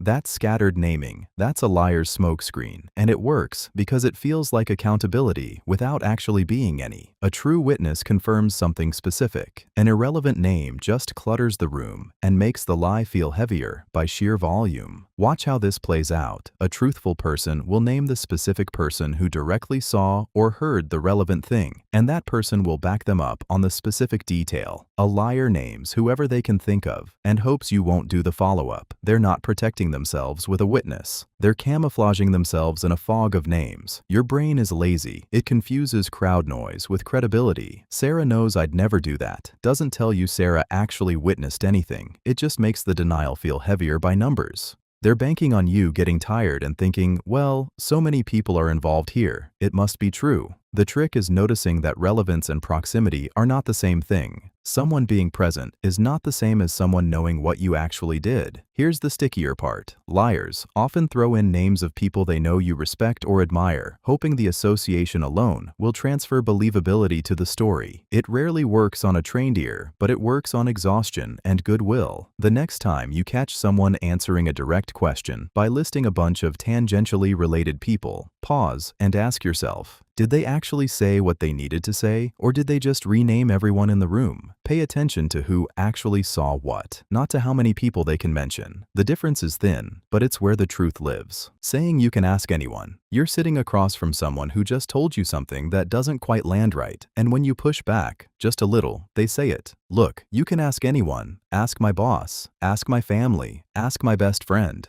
It feels generous almost, like they're handing you permission to fact-check them. Except here's what's actually happening. They're betting you won't. They know that pulling up their boss or their mother to verify a small claim would be socially awkward, even absurd, so they hand you the option, knowing it's a bluff you'll never call. It's a confidence move, and it works because it flips the burden. Suddenly, you feel rude for doubting them. If you actually called that bluff, if you really did walk over and ask their friend, the liar would pivot fast. Why are you being so paranoid? Or why would you embarrass me like that? The permission wasn't real. It was theater. The real maneuver here is that they're wrapping themselves in people who support them or won't contradict them publicly, and they know this works. Your mom will back your story. Your longtime friend will give you benefit of the doubt. Your coworker who likes you won't throw you under the bus at a party. So when someone says, ask anyone, they're not opening a door, they're closing one. They're banking on the fact that you value the relationship more than you value the verification. And they're right. The trap is that they've pre-screened their alibi network. Notice what happens next time. The people who lie cleanly are almost never the ones who volunteer to be fact-checked without hedging. The ones who invite scrutiny usually have already vetted every voice you'd consult. The difference between ask anyone and here's why I know this is true matters more than you might think. One is an escape route built on social friction. The other is an actual argument, offering proof nobody asked for. Your coworker shows up Monday morning, and before you even ask how their weekend went, they're already deep into explaining where they were Saturday night, which restaurant, which friends, which bar after, receipts on the phone, the whole timeline unpacked like luggage spilling open. You didn't ask. Nobody was wondering, but suddenly you're being handed proof that feels defensive because it has to be. A person telling the truth doesn't typically wake up ready to produce evidence. They answer when questioned, casual and unbothered. When someone volunteers an alibi you didn't request, what you're actually watching is the gap between what they said and what they fear you believe. This works differently in daily life than in crime dramas. Your partner mentions they worked late, then immediately adds they texted you the time, were there with colleagues, can show you the project emails. The over-explanation is the tell. A lie lives in a person's mind as a fragile structure that needs buttressing, extra details, corroboration, timestamps, because the liar knows the center is hollow. Truth doesn't require armor. It just sits there, answerable. The real puzzle is how much emotional labor they pour into this unrequested proof. They're not just defending a fact, they're defending against your suspicion, and that suspicion might have only existed in their own head until they started defending. By producing proof nobody asked for, they've accidentally confirmed there was something to suspect. They've turned a neutral silence into evidence of guilt. Through the sheer panic of preemptive justification, you can feel the difference between someone who's comfortable and someone who's scrambling, and the scrambling always starts before the question. Notice how the details multiply when someone feels cornered. Even if you haven't said a word, next time you catch someone offering you information you didn't request, don't ask for more. Just listen to what their unnecessary proof is actually saying about what they think you think, and watch how much louder the silence becomes. Producing evidence suspiciously fast. You ask a direct question, and before you even finish speaking, they're already pulling up a photo, a screenshot, a receipt, a text thread. They hand it over with a kind of practiced smoothness, like they've rehearsed the move. And here's the thing that should make you pause. Genuine people usually fumble a little. They have to think about where that photo is, or they get defensive first before they go digging. But the liar? They're ready. Too ready. It's the difference between someone who is innocent and someone who has run through the story so many times they've already prepared the stage. A real mistake takes you by surprise. A rehearsed offense comes, gift-wrapped. The speed matters because it signals pre-planning. If you're accused of something you actually didn't do, your first instinct is usually confusion or hurt feelings. You have to process the accusation before you can even think about evidence. But if you've already decided what you'll say when you're caught, if you've already imagined this conversation happening, then the evidence is already warm in your hand. You don't hesitate. You don't blink. You produce. Watch for the texture of it too. Real evidence often has small imperfections, a slightly blurry corner, a timestamp that takes a moment to parse, a message buried 3 conversations deep. But suspicious evidence is often too clean. The photo is perfectly lit. The screenshot captures exactly what you need to see, and nothing messy around the edges. It's been curated. The dangerous part is that this trick works because honesty sometimes looks slow. Innocent people stammer. They need time. They get tangled in details because they're actually remembering instead of reciting. So, if someone hands you a perfect, immediate answer to a question that should have been harder, don't celebrate the clarity. Sit with the discomfort first. Ask yourself what it took to have that answer ready before you even asked. The readiness is the tell, and it usually means the story has been lived in their head far longer than it's been lived in real life. Refusing proof that is easy to get. Your partner says they went to the gym after work, but they're dodging your simple ask. Show me your phone's location history just this week. Or a colleague swears they sent that email 3 days ago, but won't let you check their sent folder. The moment someone refuses to provide proof they could grab in 30 seconds, something in the room temperature drops. Not because the proof itself is damning, it's because refusing it is. A person telling the truth doesn't usually experience a request for basic verification as a threat. They might roll their eyes or joke about privacy, but they hand it over. The liar hits a wall. That gap between what they said and what the evidence would show. Now they have to choose. Offer the proof and collapse their story, or refuse and look guilty while spinning it as principle. So they pivot. You don't trust me. That's invasive. I shouldn't have to prove myself. May be true in some other conversation, but here, they're buying time, hoping you'll feel bad for asking, or get tired, or forget. The trap is that you'll doubt your own reasonable request. You'll feel like the problem, the suspicious one, the untrusting one. Meanwhile, the person who refuses a 5-second verification is banking on shame being cheaper than truth. And it often works. You back off, apologize, let the moment pass. What you're watching for is the architecture of the dodge, something easy to prove, a refusal that comes fast, then an immediate redirect to your character or intentions. That 3-beat rhythm, easy proof, instant no, then pivot, tells you they're protecting the story, not the privacy. A truthful person has nothing at stake in showing you a sent folder or a location stamp. A liar has everything at stake. That's why they'd rather convince you that you're wrong for asking than just hand over the phone. Over-preparing, an alibi. You know the person who didn't eat your last slice of pizza, and somehow they've already told you 3 unprompted stories about where they were, what they were doing, who saw them, and why they couldn't possibly have gone near the kitchen, and you never asked for any of it. That hypervigilant detail dump is a red flag worth watching. When someone is telling the truth, they answer the question and move on. When they're lying, their nervous system treats the accusation like a fire alarm, and it keeps ringing even after you've stopped asking. They layer on specifics you didn't request. The exact time, the weather, what song was playing, the color of their shirt, the traffic they hit on the way home. They're building scaffolding around the lie, assuming that more detail equals more believability, when really it broadcasts anxiety like a smoke signal. The mind under pressure does this without thinking. It's not a deliberate strategy so much as a neurological reflex. If I pile enough corroborating evidence around this story, maybe it won't collapse. But here's what makes it sticky to notice. A true alibi feels solid because it actually happened.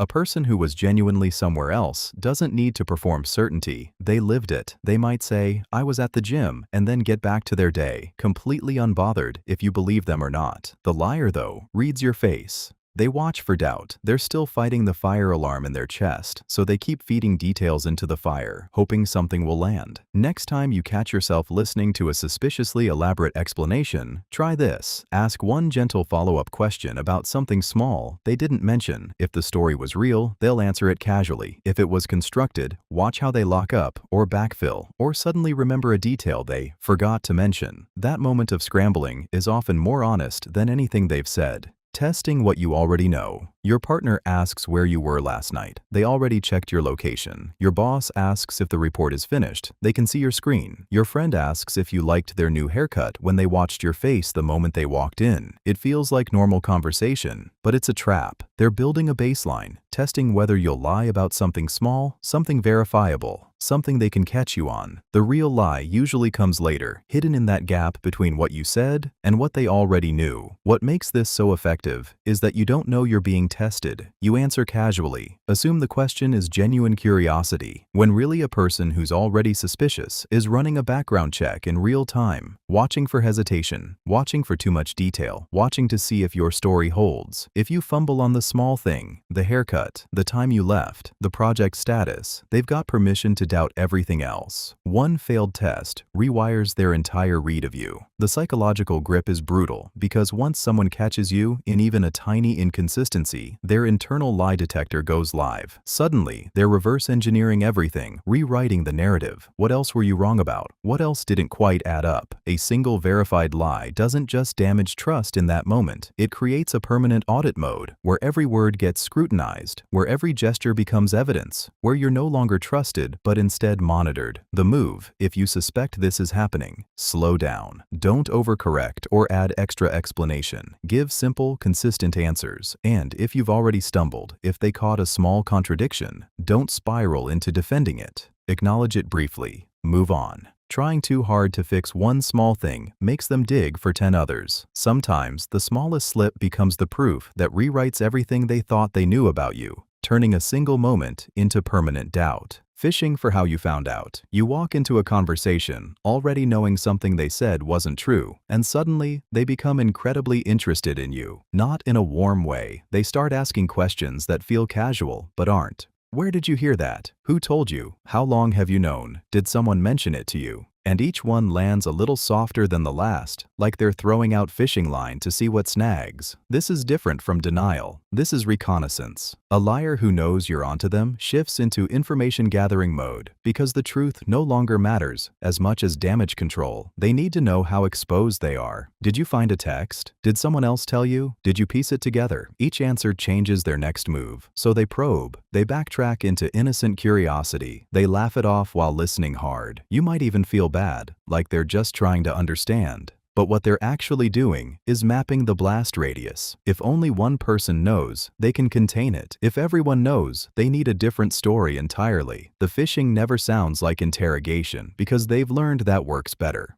Oh really? How did that come up? Feels safer than, who told you? But the intent is identical. Watch what happens next. Once they know how much you know, you'll notice a shift. Their energy changes. They either double down on one version or suddenly go softer and admit a partial truth. The parts you already know, with some strategic omissions. They're not trying to convince you of anything anymore. They're trying to figure out what they can safely leave unsaid. The real tell is how quickly the questions dry up once they've mapped your knowledge. If someone you trust suddenly gets very interested in your sources, in the exact details of what you know and how you know it, that fishing line you're feeling isn't curiosity. It's calculation dressed up as concern. Negotiating the definition of the words. You're in a conversation and someone said they'd be there for you, and 3 months later when you needed them, they weren't. You call it out, and suddenly the whole thing gets weird.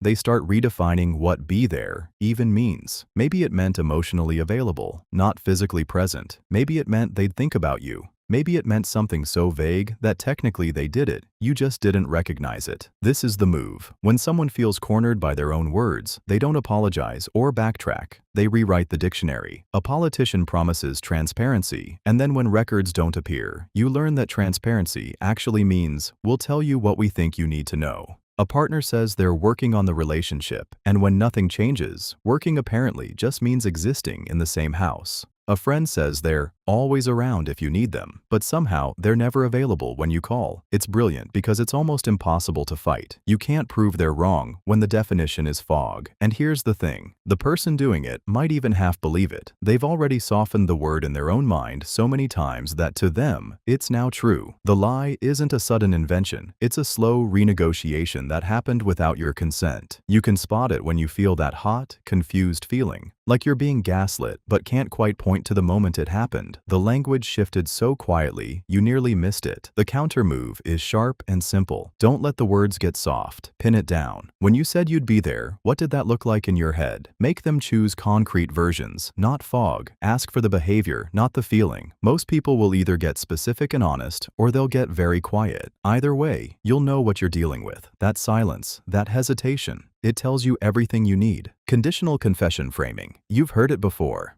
Look, I'm going to be honest with you. Right before someone tells you something that sounds confessional but lands as a half-truth wrapped in the appearance of vulnerability. The condition is hidden in plain sight. They're not really admitting fault. They're just reframing the blame so it lands softer on someone else, on circumstances, on bad timing. I should have told you sooner, but honestly, I wasn't sure how you'd react. Sounds like an apology until you realize they never actually apologized for lying. They apologized for your potential feelings. A liar under pressure will often volunteer a smaller truth to bury a bigger one. And the word Honestly becomes a kind of verbal whitewash. It feels like transparency, so your guard drops. You feel seen, even trusted. But what's really happening is a negotiation. They're giving you just enough real information to make you feel like you know the whole story, when really, they're just buying credibility with scraps. The confession frame works because honesty requires vulnerability, and vulnerability feels rare. So when someone acts vulnerable, you assume they're being truthful. You don't notice that the confession is always conditional. I'm being honest, but nobody else would have done it differently. Or, I'm being honest, but you have to understand why. Or, I'm being honest, but I was trapped. The confession buys permission to keep parts of the lie alive. Watch for the pattern. Someone confesses to version A of a story, the version that paints them most sympathetically, while staying completely silent on version B, the one that actually matters. Real apologies don't come with conditions attached. They don't trade one admission for the right to defend everything else.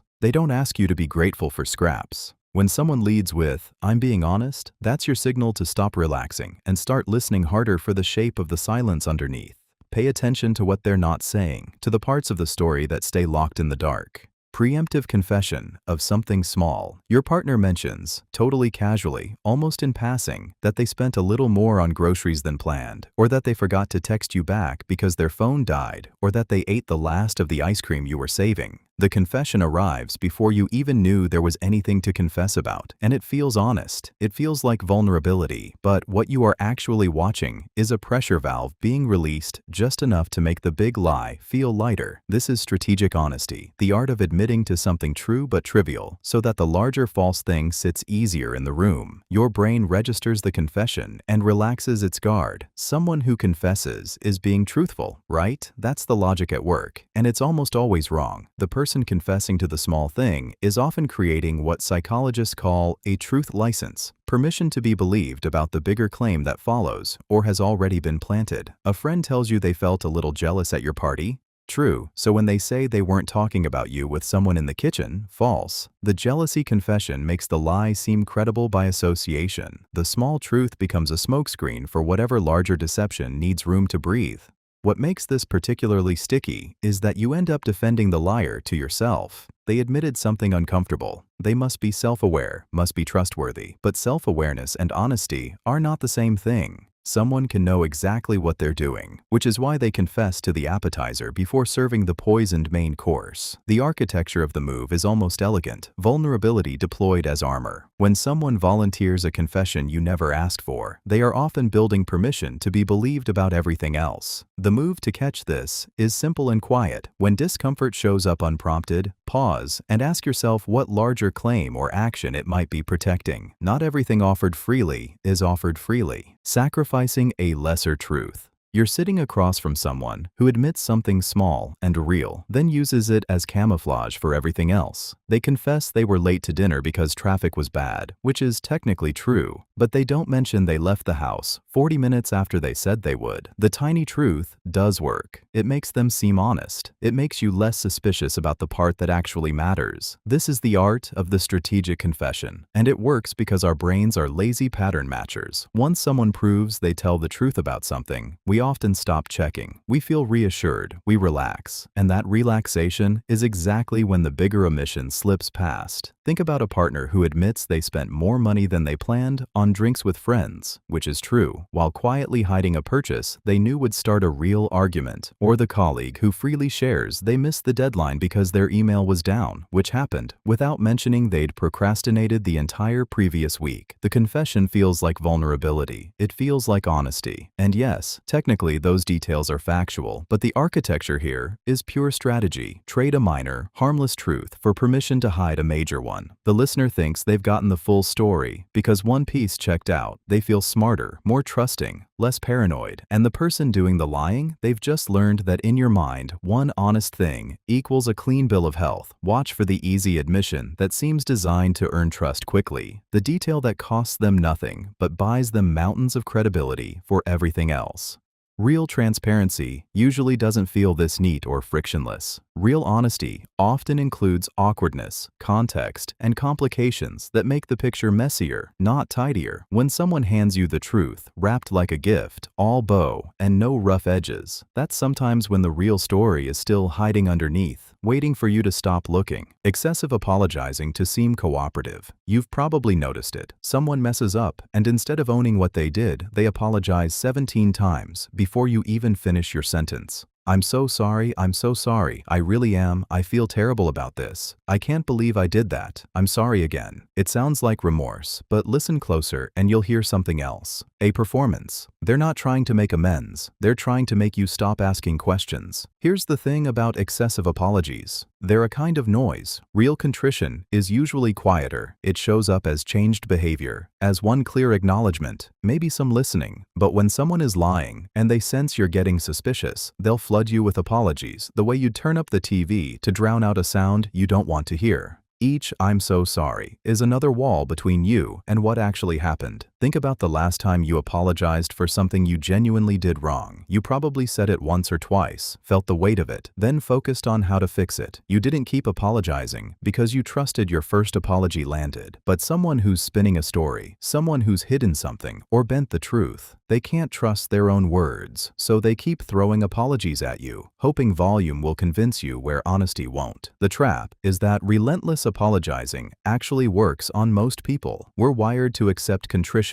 as a sign of character, so we drop our guard and move on. That's exactly what the apology machine is designed to do. Short-circuit your instinct to keep investigating. The exhaustion you feel when facing rapid-fire sorries? That's intentional. Next time you're on the receiving end of that barrage, try something small but deliberate. Nod, acknowledge it clearly, then ask one straightforward follow-up question about what actually happened. Watch what they do in that pause. The real answer usually lives there, in the space where the apologizing stops. Skipping the emotional middle. Watch what happens when someone goes from 0 to furious in 2 seconds flat, skipping every shade of discomfort in between. No frustration building, no sighing, no "I'm getting annoyed," just calm, then rage. That jump is a tell. Real emotion bleeds through layers. You feel it arriving, but a liar often has to skip the middle because the emotional story they're telling doesn't match the one they're actually living. So they vault over the texture, the small tells, the hesitations that would make their lie feel human. You've probably felt this with someone who suddenly flips cold on you, or who claims they're totally fine, but snaps like a trap 3 words later. The gap between those two states is where you'll find the manufactured. When someone's been rehearsing a story, or when they're hiding shame or fear, their emotional performance has to jump, because the real feeling underneath is fighting the script. A person telling the truth meanders. They backtrack. They find the right word. They feel their way through. They apologize midway through explaining. They stumble into vulnerability. A liar speeds through the emotional spectrum because they're managing a story, not living one. The kicker: you don't need to call this out loud. Just notice it. Notice when the temperature in a room shifts from lukewarm to ice without warning. Notice when someone goes from laughing to stone-faced without a transition. Notice when they say, "I'm so disappointed," in a voice that sounds borrowed. Notice the people around them getting confused, as if someone hit mute and then play again. That hollow jump is what happens when someone's emotional apparatus is running a pre-written program instead of responding to what's actually true in their chest. The next time you're in a conversation and someone skips the middle, just mentally flag it. You might not know the lie yet, but you'll know something real just went missing from the room. Delayed emotional expression. Watch what happens when someone lies about something that should sting. You tell them you kissed someone else, and instead of anger, you get a flat "oh," followed by a pause that stretches longer than it should. The emotion doesn't arrive on time. It arrives 3 sentences later, rehearsed, like they had to download the feeling from somewhere else. Real hurt or betrayal comes fast and hot. It doesn't wait for permission. But when a lie is being protected, the person lying has to pause, assess what emotion fits the story they're telling, and then perform it. That lag is the tell. This happens because lying requires real-time cognitive load. Your brain is already busy holding the false narrative, monitoring your face, listening for traps in the conversation. Adding genuine spontaneous emotion to that mix is nearly impossible. So instead, the feeling comes delayed, a beat too late, or it arrives in the wrong key. Oversized to cover the gap, or weirdly soft when the situation calls for fire. You might notice their jaw tighten a moment before they react, or their eyes go distant while they're trying to feel the thing they're supposed to feel.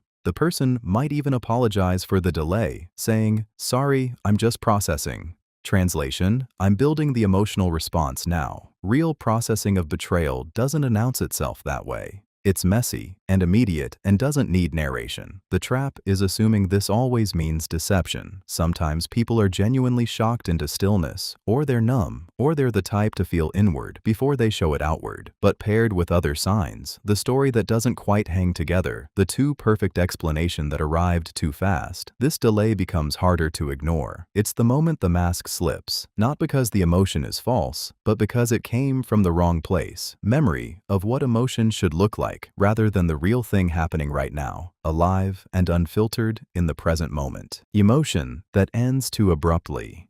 Watch someone's face when they're caught off guard, a flash of anger, hurt, or shock, and then it vanishes. Not fades, vanishes, like someone hit a switch. Real emotion doesn't work that way. When you feel something genuine, it has momentum. It bleeds into your voice, your breath, the way you hold your shoulders. It doesn't just stop, it softens, moves into something else, gets digested. But when someone is performing a feeling they don't actually have, the moment they remember they're performing, the whole thing collapses. You've probably felt this in a conversation. Someone tells you they're fine and sounds genuinely fine for a second. Then the performance cuts off and they reset to neutral. Or someone apologizes with what looks like real remorse. But the remorse ends the instant they finish the sentence, like it was scripted and the script is over. The reason this matters is that liars are usually focused on the content of what they're saying, not the ecology of how feeling actually moves through a human body. They nail the line, but forget the reverb. Real regret lingers. Real surprise doesn't switch off like a light. Real joy infects the next sentence, even when the person tries to be serious again. Genuine emotion has weight and it carries forward. It colors everything that comes after. When you notice that abrupt emotional cutoff, that sudden flatness after a peak, that jarring reset to blankness, you're usually seeing the moment the performance ends and the person forgets to keep acting. It's not a guarantee someone is lying. Sometimes people are just exhausted or guarded or burned out on feeling. But it's a small whisper worth listening to, a tiny flag your nervous system noticed before your mind caught up. Next time you're with someone and you feel that strange flicker, the emotion that doesn't belong to the rest of the moment, the feeling that got switched off too clean, sit with it for a beat. You might be noticing something real, smiling with only the mouth. Watch someone's face when they're about to lie to you. Really watch it. Their mouth curves up on cue, but their eyes stay flat. The crow's feet don't crinkle. The cheeks don't lift. It's the difference between a genuine smile, which hijacks your whole face without permission, and a smile that's been manually installed like a light switch. Your body knows this instinctively. A real smile is a conspiracy between multiple muscle groups. The orbicularis oculi tightens around the eyes. The zygomatic major lifts the mouth corners, and that whole package creates what researchers call a Duchenne smile. It's nearly impossible to fake because it's involuntary, wired straight from emotion to face before your conscious mind even catches up. But a mouth-only smile? That's something you can do on purpose, which is precisely why liars lean on it. They're controlling the narrative, deciding in real time that a smile is what this moment needs, so they execute it like a line in a script. Meanwhile, their eyes are somewhere else entirely, calculating, defending, or just absent. Kids under 5 can't pull this off consistently. Genuine emotion still runs the show for them. But by the time you're old enough to understand that smiles are currency in social survival, you learn to manufacture them. A job interview smile, a photo smile, a "yes, I'm fine" smile when you're not. The problem is that liars tend to hold these manufactured smiles a beat too long, or they arrive a fraction too late, landing just after they've finished the sentence that needed the smile as punctuation. A real smile bubbles up naturally and fades with the moment. A fake one switches on and off like a switch. Notice next time someone tells you they're happy about something, but their eyes never joined the party. No warmth, no depth, just the mouth doing its job. That's the actual tell. Not the smile itself, but the silence of everything around it. A micro flash of contempt. Watch someone's face when they're about to tell you something untrue. It's so fast you'll miss it if you blink. A tightening around the mouth, a lift at the corner of the lip, sometimes just a flicker in the eyes. That split-second curl is contempt, and it often arrives before the lie does. Your body knows the truth before your mouth decides to hide it. The micro-expression is involuntary, which makes it brutally honest. For a fraction of a moment, the real feeling, disdain, superiority, resentment, bleeds through the mask. Then the lie follows, smooth and practiced. Researchers have clocked these flashes at less than 0.2 of a second, which is why why most people never catch them. But your nervous system picks up on it anyway. You feel something is off. You can't name it. The conversation moves on, but you walk away with a low-level unease that won't quite shake. The contempt flash often signals something deeper than casual dishonesty. It's not the polite lie, "I love your haircut, the meeting went great." It's the disdainful one, where someone thinks you're foolish or gullible enough to buy their story. They're looking down at you, even as they're smiling, measuring your credulity. The trick is to slow down your own attention. If you sense that micro-expression, don't push back immediately. Just notice it. Let it sit. Watch what comes next. Does the tone stay relaxed, or does a defensiveness leak in? Does the body language shift away from you? Small movements after that flash often confirm what your gut already knew.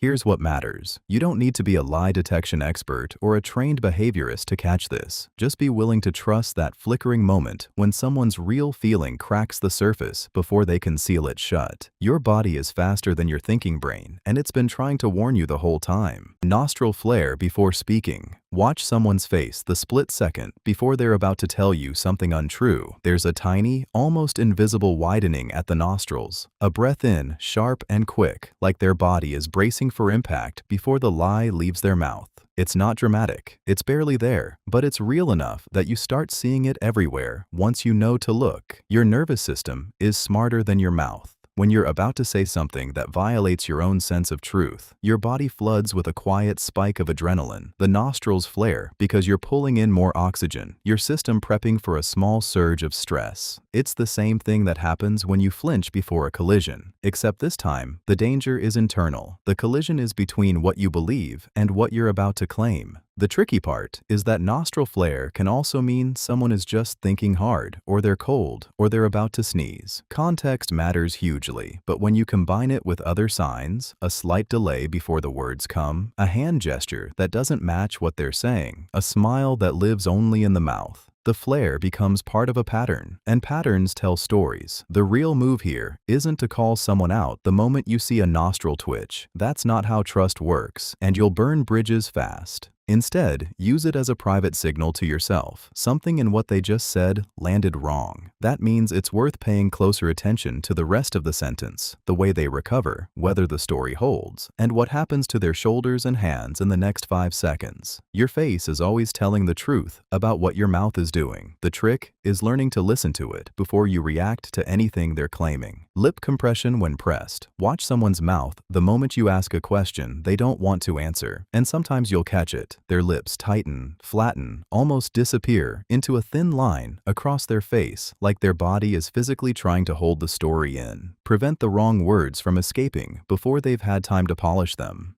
That compression happens because the muscles around the mouth involuntarily contract when there's internal conflict. That exact moment when what they're about to say doesn't match what they're actually thinking or feeling. Here's what makes this tell so reliable. It usually happens right when the pressure arrives, no rehearsal involved. You ask something direct. Did you take the money? Were you really working late? And for a split second before they answer, the lips pull tight into almost nothing. Sometimes they catch themselves and relax them again, but that micro moment of tightness already happened. Their nervous system betraying the gap between what they're living and what they're about to claim. The sneaky part is that this isn't always a sign someone is lying about the big thing you asked. It can mean they're lying about a smaller piece, minimizing what they did, leaving out a detail, softening the story into something more palatable. A person might genuinely have gone to work, but doesn't want to admit they spent half the day on their phone, or they'll tell you they saw your text, but won't say they ignored it on purpose. The lips compress because something true is being bent. Pay attention to timing more than the compression itself. If their mouth tightens right when you ask the hard question, then relaxes as they answer, that's your real signal, the hesitation written in real time on their face. You can't interrogate someone's mouth, but you can notice when their body seems to be gripping the words before they leave. Holding too tight. That's worth a second question, a quieter follow-up. Sometimes the tiniest physical tells are the loudest ones. Swallowing right before the key claim. Watch someone's throat the next time they're about to tell you something they don't quite believe. There's a tiny muscular twitch, a hard swallow, that happens maybe a second before the words come out. It's not dramatic. It's not like in the movies. It's just a gulp, quick and almost invisible. But your body knows what your mouth is about to do before you do it. That swallow is your nervous system bracing itself. It's the physical equivalent of taking a breath before you jump off a cliff. When someone swallows hard, right before they say, "I promise I didn't do it," or "I'm totally fine with your decision," or "that never happened," what you're actually watching is their body getting ready to say something it thinks is dangerous. The throat tightens because stress hormones are flooding in. Saliva dries up. The body wants to protect itself, so it swallows. A tiny reset button before the lie gets loaded onto the tongue. Here's what makes this tricky. It's not a foolproof tell. Some people are naturally nervous. Some have dry mouths. Some are about to say something true that still feels risky. But in combination with other signs, a slight pause, a change in eye contact, a shift in breathing, that throat swallow becomes a breadcrumb. It's especially loud when someone has been calm and relaxed all conversation, then suddenly tenses up right before a single claim. Your body is a snitch. It leaks information your conscious mind is trying to hide. So the next time someone's about to make a big declaration, notice whether their throat stays loose and easy, or whether something in their system says, "Wait, are we really doing this?" That tiny muscle movement often tells you what their words are working so hard to conceal. And once you start noticing it, you'll see it everywhere. In friends, in strangers, in the mirror, when you're the one choosing what to say. Throat clearing as a stall. You're asking someone a direct question, maybe about where they were last night or why they forgot to follow through. And before they answer, you hear it. A small cough, a throat clear, maybe two. It sounds innocent. It sounds like they just needed water. But that sound is often a tiny negotiation happening in real time. A split second where their brain is buying time to construct a story that wasn't ready. A lie doesn't spring fully formed from the mouth. It has to be built. And throat clearing is the builder's pause. The nervous system knows something is off. The throat tightens under stress, saliva dries up, and the body speaks before the mouth does. What makes this so sneaky is that throat clearing happens constantly in normal conversation, so it almost never registers as a red flag. You hear it and forget it instantly, but if you pay attention to the timing, clearing right before a denial, right before an explanation, right before the moment they're supposed to deliver the goods, suddenly, it becomes a small broadcast of internal scrambling. Some people do this once. The chronic liars, the ones who've built their life on casual untruths. They clear their throat the way you might straighten your tie before walking into a meeting. It's mechanical, almost ritualistic. The nervous system has learned the pattern. Question lands, throat clears, lie launches. And here's the thing that makes it useful to notice. When you spot the clearing and watch what comes next, you start to see the lag between the question and the answer. That lag is where doubt lives. Not every throat clear means deception. Stress, dry air, caffeine will all do it. But a throat clear, clustered, right before a high-stakes answer, especially one paired with a longer pause than usual, is worth filing away. Next time you hear it, just notice. Don't call it out. Just watch what story follows and ask yourself whether the timing felt rehearsed. An unusual pause before an easy answer. You ask someone a question they should know cold. Something simple, something they've answered 100 times, and instead of the quick, automatic response, there's a breath. A beat. Their eyes flick away or down. Then the answer comes, smooth and ready, like they just recalled it. That pause is your radar pinging. When the truth is automatic, it doesn't need assembly time. Your brain stores real memories as fragments and textures, not scripts. The moment someone has to construct their answer, even for 30 milliseconds, something upstream is working. Maybe they're building a story that fits. Maybe they're checking if the version they're about to tell will hold up. Maybe they're running through 3 different versions and picking the safest one. The weird thing is how many people don't notice this about themselves. They feel the pause happening, feel the machinery whirring, but they think it's normal. They think their brain just needed a second to boot up. But when you're lying, especially about something you claim to know well, there's a different texture to that delay. It's not the blank stare pause of someone genuinely searching their memory. It's the micro-hesitation of someone choosing words. There's intention in it, even if they don't feel it consciously. The real tell is context. If someone pauses before something they should rattle off instantly, where they were last Tuesday, whether they sent that email, what they told you last week, the pause itself becomes the message. Not because pausing is always a lie, but because easy answers don't usually need thinking time. And here's the thing people miss, that hesitation often happens so fast, your conscious mind almost catches it. You register discomfort without knowing why. So the next time you ask something straightforward and watch someone take a breath before answering, don't ignore that. Not as proof of lying, but as permission to listen closer. The body sometimes knows what the mouth hasn't caught up to yet. Sudden spike in speech rate. Listen, next time someone shifts from slow, careful words into rapid-fire speech, not because they're excited, but because they're panicked. You'll hear it in the texture. The pauses disappear. The breaths get shallow. The words tumble faster than the brain usually works. It's like watching someone slam on the accelerator when the road gets dark. A liar's mouth often outruns their story because the truth doesn't need to sprint. It just sits there, solid, waiting to be said. But a false narrative? That thing is fragile. It needs momentum. It needs to move so fast you don't have time to poke holes in it. The nervous system knows this. Cortisol spikes, adrenaline kicks in, and suddenly your casual friend sounds like a sports commentator on day 3 of a championship. What's tricky is that nervous people also talk faster. The anxious guy, waiting for test results. The kid who bombed an interview. So, speed alone isn't proof, but speed combined with something else, like a change from their baseline, a sudden shift mid-sentence, or rapid talk followed by long silences when you ask a follow-up. That's when you should lean in. The person who was galloping through their story suddenly needs time to think. They've lost the thread. They're rebuilding. Pay attention to the moment someone's mouth speed doesn't match their eye movement. Rapid speech with slow, searching eyes is the look of someone assembling a lie in real time. There's something almost poignant about it because you're watching someone's body betray what their voice is trying to sell. The next time someone talks at you like they're being chased, ask them a simple clarifying question and watch what happens. Most of the time, they'll slow right down. That pause is where the real story lives. Notice it. Remember it. Filler words multiplying under pressure. Listen closely the next time someone stammers through an explanation. Not the normal kind of stammer, but the kind where suddenly and like start appearing every few words like verbal speed bumps. You'll notice it especially when someone is caught off guard, when the story they're about to tell doesn't quite fit the facts.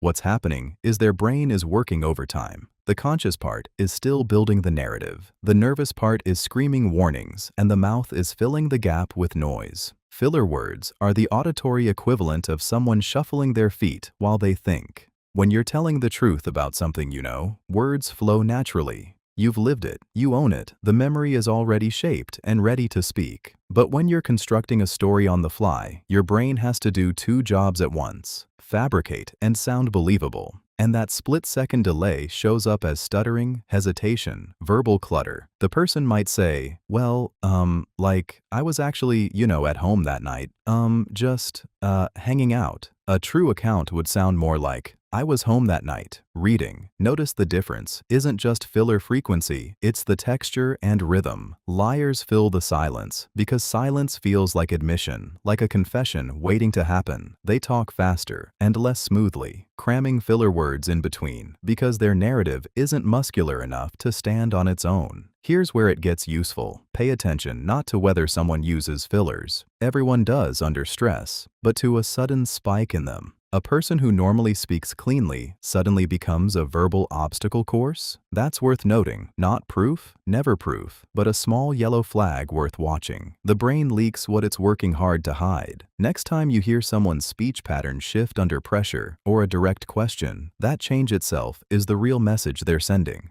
Pitch rising on the denial. Listen the next time someone says, I didn't do it. Really listen, not to the words, but to the sound underneath them. Notice whether their voice stayed level or if it climbed a half step higher, like a question snuck in where a statement should be. That's the tell you're after, and it happens so fast most people miss it. Your nervous system hears it though. It registers as a tiny wrongness, a discord between what was said and how it was said. When someone lies, especially when they deny something directly, their vocal cords often tighten under the pressure of holding the false story together. The voice rises slightly, sometimes a hair, sometimes enough to be obvious. Because the throat muscles contract when we're stressed. It's not deliberate, it's your body's honesty, betraying your mouth's script. The person might not even feel it happening. They're busy managing their expression, their posture, their eye contact. The voice just slips. You've probably noticed this in real arguments. Someone gets caught in a contradiction, and suddenly their "I swear I didn't say that" comes out higher than their normal register. Children do it constantly. Their denials practically squeak. Adults get better at controlling it, but the mechanism never fully goes away. The tighter the lie, the tighter the throat. The more afraid they are of being discovered, the more the pitch wants to climb. This is why liars often sound defensive, even when they're trying to sound calm. They're fighting their own physiology. The dangerous part is mistaking it for innocence. A raised pitch can also mean embarrassment, fear of not being believed, or just anxiety about confrontation, none of which prove guilt. But when a denial shoots up in pitch, right at the moment of being accused, when it lands at odds with the person's baseline voice, that's your signal to slow down and ask better questions. Not as an accusation, just curiosity. See what happens. Volume dropping on the lie. You're sitting across from someone and they're telling you a story, maybe about where they were last night, or why they forgot your birthday, or what happened at work. And right in the middle of the sentence that matters most, their voice gets smaller, not quieter exactly, but softer, like they're speaking to themselves instead of to you. They might even glance away while it happens. The lie doesn't come out in full volume. It comes out like a secret they're ashamed to own. This is different from nervousness or shyness. A nervous person still projects. They might stammer or rush, but the sound still fills the room. Someone telling you the truth about something hard, a failure, a mistake, a fear, often speaks with more conviction, not less. But the liar, they unconsciously distance themselves from the words coming out of their mouth. It's as if their body is trying to disown the statement before it even lands. Your nervous system picks this up faster than your conscious mind. You might not know why something feels off, only that the volume drop made it feel smaller, weaker, less real. And that's exactly the point. The liar is protecting themselves by making the lie feel less present, less fully claimed. The body knows what the mind is trying to hide. So next time you're listening to someone and a crucial detail arrives in a whisper, don't dismiss it as shyness or fatigue. Pay attention to whether the volume matched the importance of what they were saying. When the stakes are high and the voice goes low, when the words that need defending arrive in a diminished register, that's not discretion. That's a signal that the speaker doesn't quite believe their own words. The voice is betraying what the mouth is trying to sell. Trust that feeling. Your ear caught something your brain is still trying to process, and that gap between what you heard and how it sounded is where the truth usually lives. Attacking the fairness of the question. Someone asks you directly, "Did you take the money from the drawer?" And instead of answering, they lean back and say, "That's not a fair question." What just happened? They didn't deny it. They didn't explain. They pivoted the whole game. This move is so smooth, most people miss it. The liar reframes the conversation away from their behavior and toward the question itself, as if the problem isn't what they did, but how you dared to ask. It's like accusing someone of cheating at chess and them replying that the lighting is unfair. You're left defending your question instead of getting an answer. The beautiful thing about this dodge is that it sounds reasonable on the surface. That question has assumptions built into it, or you're not being objective, or the personal favorite. Why are you attacking me like this? Now you're in a position where to keep pushing, you have to seem aggressive, unfair, or unreasonable. They've flipped the script so fast that their honesty becomes secondary, and your tone becomes the topic. And here's where people get stuck. When you try to rephrase the question to make it fairer, they've already won. You're negotiating with someone who was supposed to be giving you a straight answer. They're setting the terms of the conversation, which means they control what gets discussed and what stays buried. The trap is real, because you want to seem fair, to seem reasonable, to seem like the kind of person who listens and adapts. So you accommodate.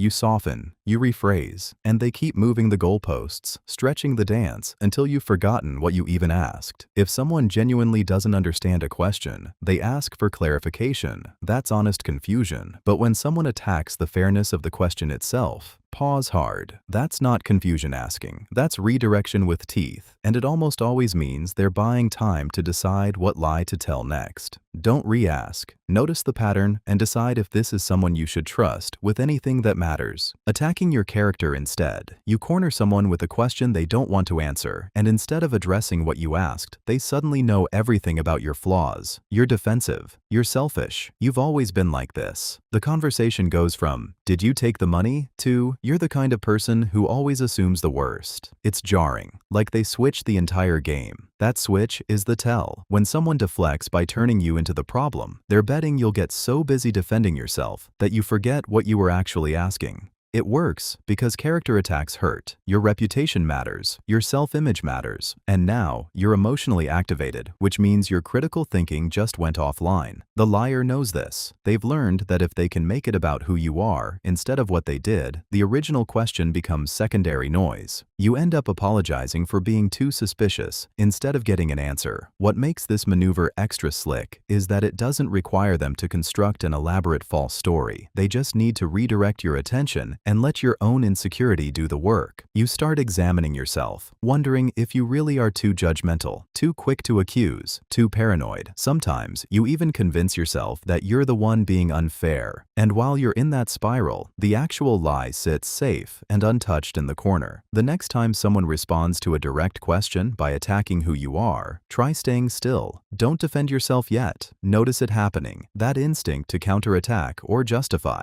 That's exactly what they're counting on. Ask the same question again, quietly, without the emotion. Watch what happens when you refuse to take the bait. You'll see how quickly their answer changes when character assassination stops working as currency. Reframing you as the suspicious one. You ask a simple question. Where were they last night? Why is the credit card bill higher? What did they mean by that text? And suddenly, you are the problem, not them. You, the accusatory one, the jealous one, the paranoid one who never trusts anything. Watch how fast the conversation pivots. Instead of answering, they ask why you would even think that, as if your question itself is evidence of something fundamentally broken inside you. This is a redirect so clean it feels like sleight of hand, and the worst part is how it actually works. You end up defending your own sanity. Instead of getting an answer, they've moved you from detective to defendant in one sentence, and now you're the one on trial. The psychology here cuts deep because it weaponizes something real. Nobody wants to be seen as suspicious or jealous or unstable, so you back up. You apologize for asking. You start interrogating yourself about whether you even had the right to know in the first place. And while you're running that internal audit, they're already 3 steps ahead, the original lie still breathing easy, and now wrapped inside your own doubt about whether you should have even looked. It's especially lethal when there's already a small crack of insecurity in the relationship or lodged somewhere in you personally, because the liar doesn't have to prove they're honest. They just have to make you feel terrible for wondering. Shame operates faster than truth-telling ever could. It's also the perfect training mechanism. After enough rounds, you simply stop asking questions altogether, because what's the point if every question makes you the villain? The move that matters is noticing when you start apologizing for the question instead of waiting for the answer. That's the exact moment the frame has flipped. A person with nothing to hide doesn't need to punish you for asking. They just answer. The defensive reframing, the character attack dressed up as gentle correction, that's the actual signal. Preemptive victim positioning. Watch how someone sets up the board before you even ask them a question. They'll arrive at the conversation already small, already wounded, already telling you about how hard their life has been, or how everyone misunderstands them, or how they're always the one who gets blamed. By the time you open your mouth, they've already positioned themselves as too fragile to be questioned. It's a shield disguised as vulnerability. The liar who gets there first with their own story of suffering has already made it dangerous for you to push back. If you do ask hard questions, you become the villain in a narrative they've already written. You become the person who attacked someone already down. This move is particularly lethal because it feels like honesty. They're talking about their pain, their struggles, their feelings, but the timing matters everything. Real vulnerability shows up when it's relevant and often without announcement. This kind comes dressed up and delivered early, like a warning. Handle me carefully. You see it in relationships all the time. Someone arrives at a difficult conversation by first reminding you of their anxiety, their trauma, their sensitivity. Someone who cheated gets there first. I know you're going to hate me. I'm so ashamed. I've never been good at relationships anyway. Someone who made a bad call at work mentions their insecurity before you've even asked them to explain. The preemptive move says, I already know I'm guilty. I'm already suffering, so your anger is unfair. What's sticky about this is that if you try to hold them accountable anyway, you feel cruel, and maybe they knew that's exactly how you'd feel. The disarming thing is you can sit with both at once. You can acknowledge their pain and still ask for the truth. Those two things are not opposites, not enemies. But first, notice when someone's story arrives before the question does. That's the moment to slow down and listen harder to what they're not saying as much as what they are. Weaponized offense at being asked. You ask a straightforward question. Did you tell them what I said? And suddenly, you're the villain, not because you were rude, not because you were wrong to wonder, but because the person you asked has turned your question into a weapon pointed back at you. They're now hurt, shocked, maybe even angry that you would suggest such a thing. The conversation flips. You're defending yourself instead of getting an answer. This is the sleight of hand that protects a lie better than any clever story ever could. A guilty person doesn't have to disprove your suspicion. They just have to make you feel so bad for asking that you stop asking. It works because most of us hate conflict more than we hate being lied to. We'd rather swallow the doubt than endure another minute of someone's wounded silence or accusations that you're paranoid, controlling, or don't trust them. Real trust does involve asking hard questions, but liars know that conflating asking with accusing will short-circuit your instinct to verify. Watch the pattern. The person who went to a party they said they weren't going to suddenly becomes injured that you'd question their honesty. The one who deleted their messages gets angry at you for noticing. They never answer your actual question. They answer the question they wish you'd asked. Don't you trust me? And make that the whole battlefield. Rage becomes a shield, offense a smokescreen. The difference between being played and crossing a line into control lives in the response itself. Liars weaponize the feeling and punish the asking without explanation. A person with nothing to hide might be hurt, sure, but they'll still answer. They might even help you understand why the question stung. The liar just wants you to regret opening your mouth, and they'll trade any amount of clarity for your silence. The indignant walkout threat. You're mid-conversation with someone who's caught in a lie, and suddenly their whole body tightens. Their voice climbs half an octave. I can't believe you would even ask me that. This is insulting. I'm done. They stand. They're one hand gesture away from storming out, and the temperature in the room just shifted hard. What you're watching is a masterclass in deflection, dressed up as wounded pride. The lie is losing ground, so the liar pivots to making you the villain for questioning them in the first place. It's a gorgeous trap because it flips the conversation entirely. Instead of, did you actually do this? It becomes, how dare you doubt me? And suddenly, you're apologizing just to keep them in the room. The threat is usually empty. They rarely actually leave because leaving means losing the chance to manage the narrative, but it doesn't have to be executed to work. The mere threat is the weapon. It says, if you keep pushing, I will make this so uncomfortable that you'll wish you'd dropped it. And here's the brutal part. It often works. People back off because nobody wants to be the one who made the other person so angry they had to walk away. Guilt lands first, curiosity second, but notice what just happened. They didn't answer your question. They didn't clarify. They got angry about being asked. A person telling the truth might feel insulted, sure, but they usually stay and work through it because the truth can defend itself. Someone lying needs to leave before you see the holes. The indignant exit threat is the sound of a story falling apart in real time, wrapped in theatrical outrage. The power isn't in the leaving, it's in the preemptive escape hatch they've built before you can corner them further. Next time you hear it, don't chase them back or apologize preemptively. Just notice, why was staying and answering so intolerable? Escalating to relationship ultimatums. Your 3 conversations in about the same broken promise, and suddenly they're not negotiating anymore. They're drawing a line. If you can't trust me on this, maybe we shouldn't be together. The pivot feels almost innocent, like they're testing your commitment. But watch what just happened. They moved the goalpost away from the lie itself and into territory where you now have to defend the relationship to avoid looking like the villain. It's a clever redirect. When someone genuine has hurt you, they usually sit with the discomfort of that hurt. They don't immediately threaten the entire structure to avoid examining their own behavior. An ultimatum in the middle of a trust conversation is almost always a pressure valve. A way to flip the script so you're suddenly the one who needs to prove something. The harder part is noticing this happens before you're already emotionally tired enough to back down just to stop the fight. Here's what makes it stick. Ultimatums feel like clarity. They sound decisive. They can even feel romantic. I'm willing to risk everything for us. When really they're saying, I'm going to make you choose between trusting me and keeping me. The trap is that you start second-guessing your own valid questions. Maybe you are being paranoid. Maybe you should just let it go. But people who are genuinely sorry don't usually need to threaten the breakup to get forgiveness. They ask what they need to do to rebuild trust, and then they do it, messily and without guarantees. Notice the difference between a boundary and a threat.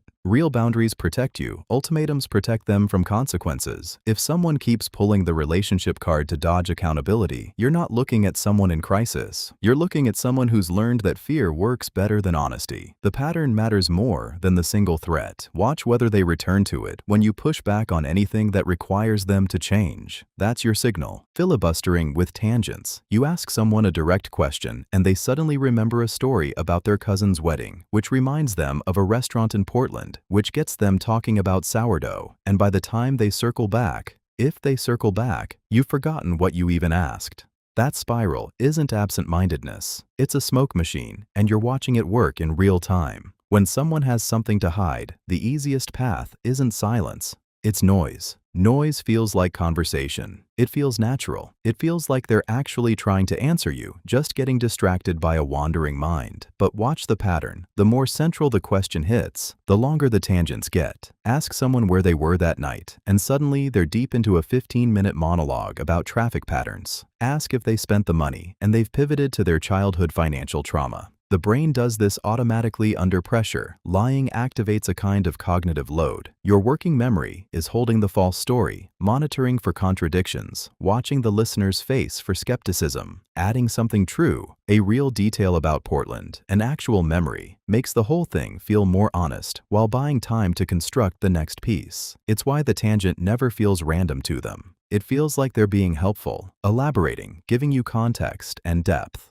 What they're actually doing is filling the space where a straight answer would live. The nervous system knows the difference between a dodge and disclosure, even if your conscious mind hasn't caught up yet. The next time this happens, try something small. Let them finish the tangent, then ask the same question again, word for word. Watch what happens. A person telling the truth usually gets annoyed at the repetition, but answers the same way. Someone lying often derails again, differently this time, because they're building as they go, and memory works differently when you're inventing versus remembering. Steering back to a safe topic, you ask someone a direct question about something that matters, where the money went, why they missed dinner, what happened that night, and you watch their face flicker. Not quite a freeze, more like a quick redirect. They don't answer. Instead, they suddenly ask about your day, or they launch into a story about their boss, or they mention something they know will get you talking about yourself. The conversation slides sideways so smoothly, you almost don't notice it happened. That's the move. That's what a liar does when the heat gets close. They don't double down on the lie. They just leave the room without moving. A skilled deflector knows that people are far more eager to talk about themselves than to sit in silence demanding answers. You get pulled into your own story, and by the time you circle back to the original question, if you even remember to, the moment has passed, the energy has shifted, and the lie gets to keep its cover. The tell isn't always in what they say, it's in what they're not saying anymore. It's the abrupt texture change. 10 seconds ago, they were defensive or rehearsed about topic A. Now they're animated, curious, warm about topic B. That tonal whiplash is real. Your brain catches it before your thinking mind does. You feel the odd gust of it. A genuine person in hot water might get flustered or angry, but they usually stay in the fight. A liar's instinct is to abandon the battlefield altogether and drag you somewhere else. The physics of that pivot matters. It's not smooth by accident. They've learned that momentum works both ways. Keep talking about them long enough, and you'll forget to ask about you. Next time you feel that sudden warmth appear right when things got cold, notice where the exit sign was pointing. Don't chase the redirect, just note it. Sometimes the thing they're steering away from is the only thing worth knowing.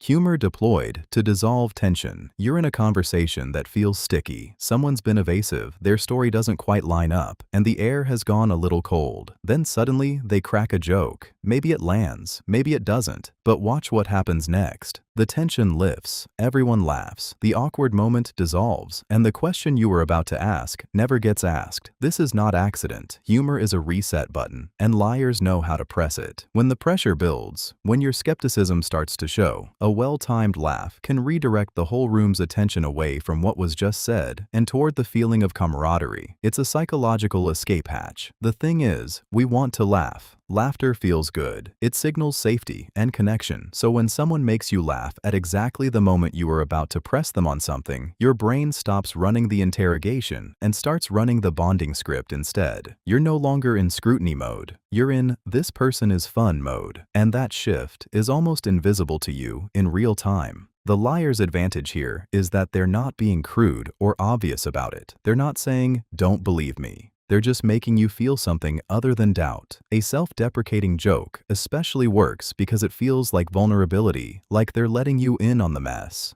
It disarms you completely. What makes this maneuver so devastatingly effective is timing. A joke too early reads as nervous, too late, and it bounces off the wall. But threaded right into that exact moment when doubt is crystallizing, it becomes almost irresistible. You find yourself laughing at someone while they're dodging a direct answer. So pause for a second after the moment passes, not to kill the joy, but to notice what just happened. The best humor is real, but the strategic kind comes deployed like a fire extinguisher, aimed at the exact moment when clarity might otherwise break through the smoke. Charm intensifying under scrutiny. You're mid-conversation with someone who's just said something that doesn't quite add up, and instead of getting defensive or quiet, they suddenly become more magnetic. The smile lands harder. The eye contact deepens. They lean in closer. Ask about you. Remember something you said last month? It's a strange reversal. The more pressure, the warmer they get. That's not confidence. That's overcorrection. When a genuine person feels doubt in the air, they usually tighten slightly, get more careful with words, maybe retreat a hair. A liar under mild suspicion often does the opposite. They turn up the charm like they're adjusting the volume on a speaker, and it happens almost without thinking. It's an instinctive move, born from a simple calculation. If I make this person like me more, they'll be less likely to scrutinize what I just said. If they're emotionally invested, they'll rationalize the inconsistency away themselves. The tragedy is that charm itself isn't a lie. It's real muscle memory, real warmth, real skill built over years of reading a room. But when it flickers on in response to your raised eyebrow, when it becomes a tool instead of just how someone naturally is, it signals someone's in protect mode. The tell isn't the charm, it's the timing, the switch. A truthful person under gentle doubt might apologize for being unclear, might ask what confused you, might show a flash of genuine frustration at being misunderstood. A lying person adjusts the atmosphere instead. They make you feel seen. They make you feel special. They make the room feel safer, warmer, more intimate. And while you're floating in that warmth, the original question you were about to press gets quietly buried under layers of emotional comfort. Next time you catch yourself suddenly liking someone more, right after you got suspicious, pause. Not to blame them, just to notice what shifted and why. Sometimes it's simply who they are. Sometimes it's a perfectly timed defense mechanism, and knowing the difference might save you from a much larger lie down the road. Overacting sincerity with gestures. Watch someone's hands the next time they're trying to convince you of something they don't quite believe. There's often this theatrical quality, the hand on the heart, the slow nod, the way they lean in just a touch too far, as if sincerity can be amplified through volume and proximity. It's the physical equivalent of speaking slightly louder. A truthful person usually doesn't need to direct your eyes to their intentions. They're already busy just saying the thing. But when someone's lying, there's this secondary broadcast happening. Their body is overcompensating, trying to drown out the doubt that their own nervous system can feel creeping in. You've probably noticed it without naming it. The friend who touches your arm while denying they said something mean. The colleague who puts both hands flat on the table while insisting the report is totally done. The parent who smiles extra wide while telling you everything's fine. The gesture isn't subtle because subtlety would leave room for skepticism, so instead, it broadcasts loud.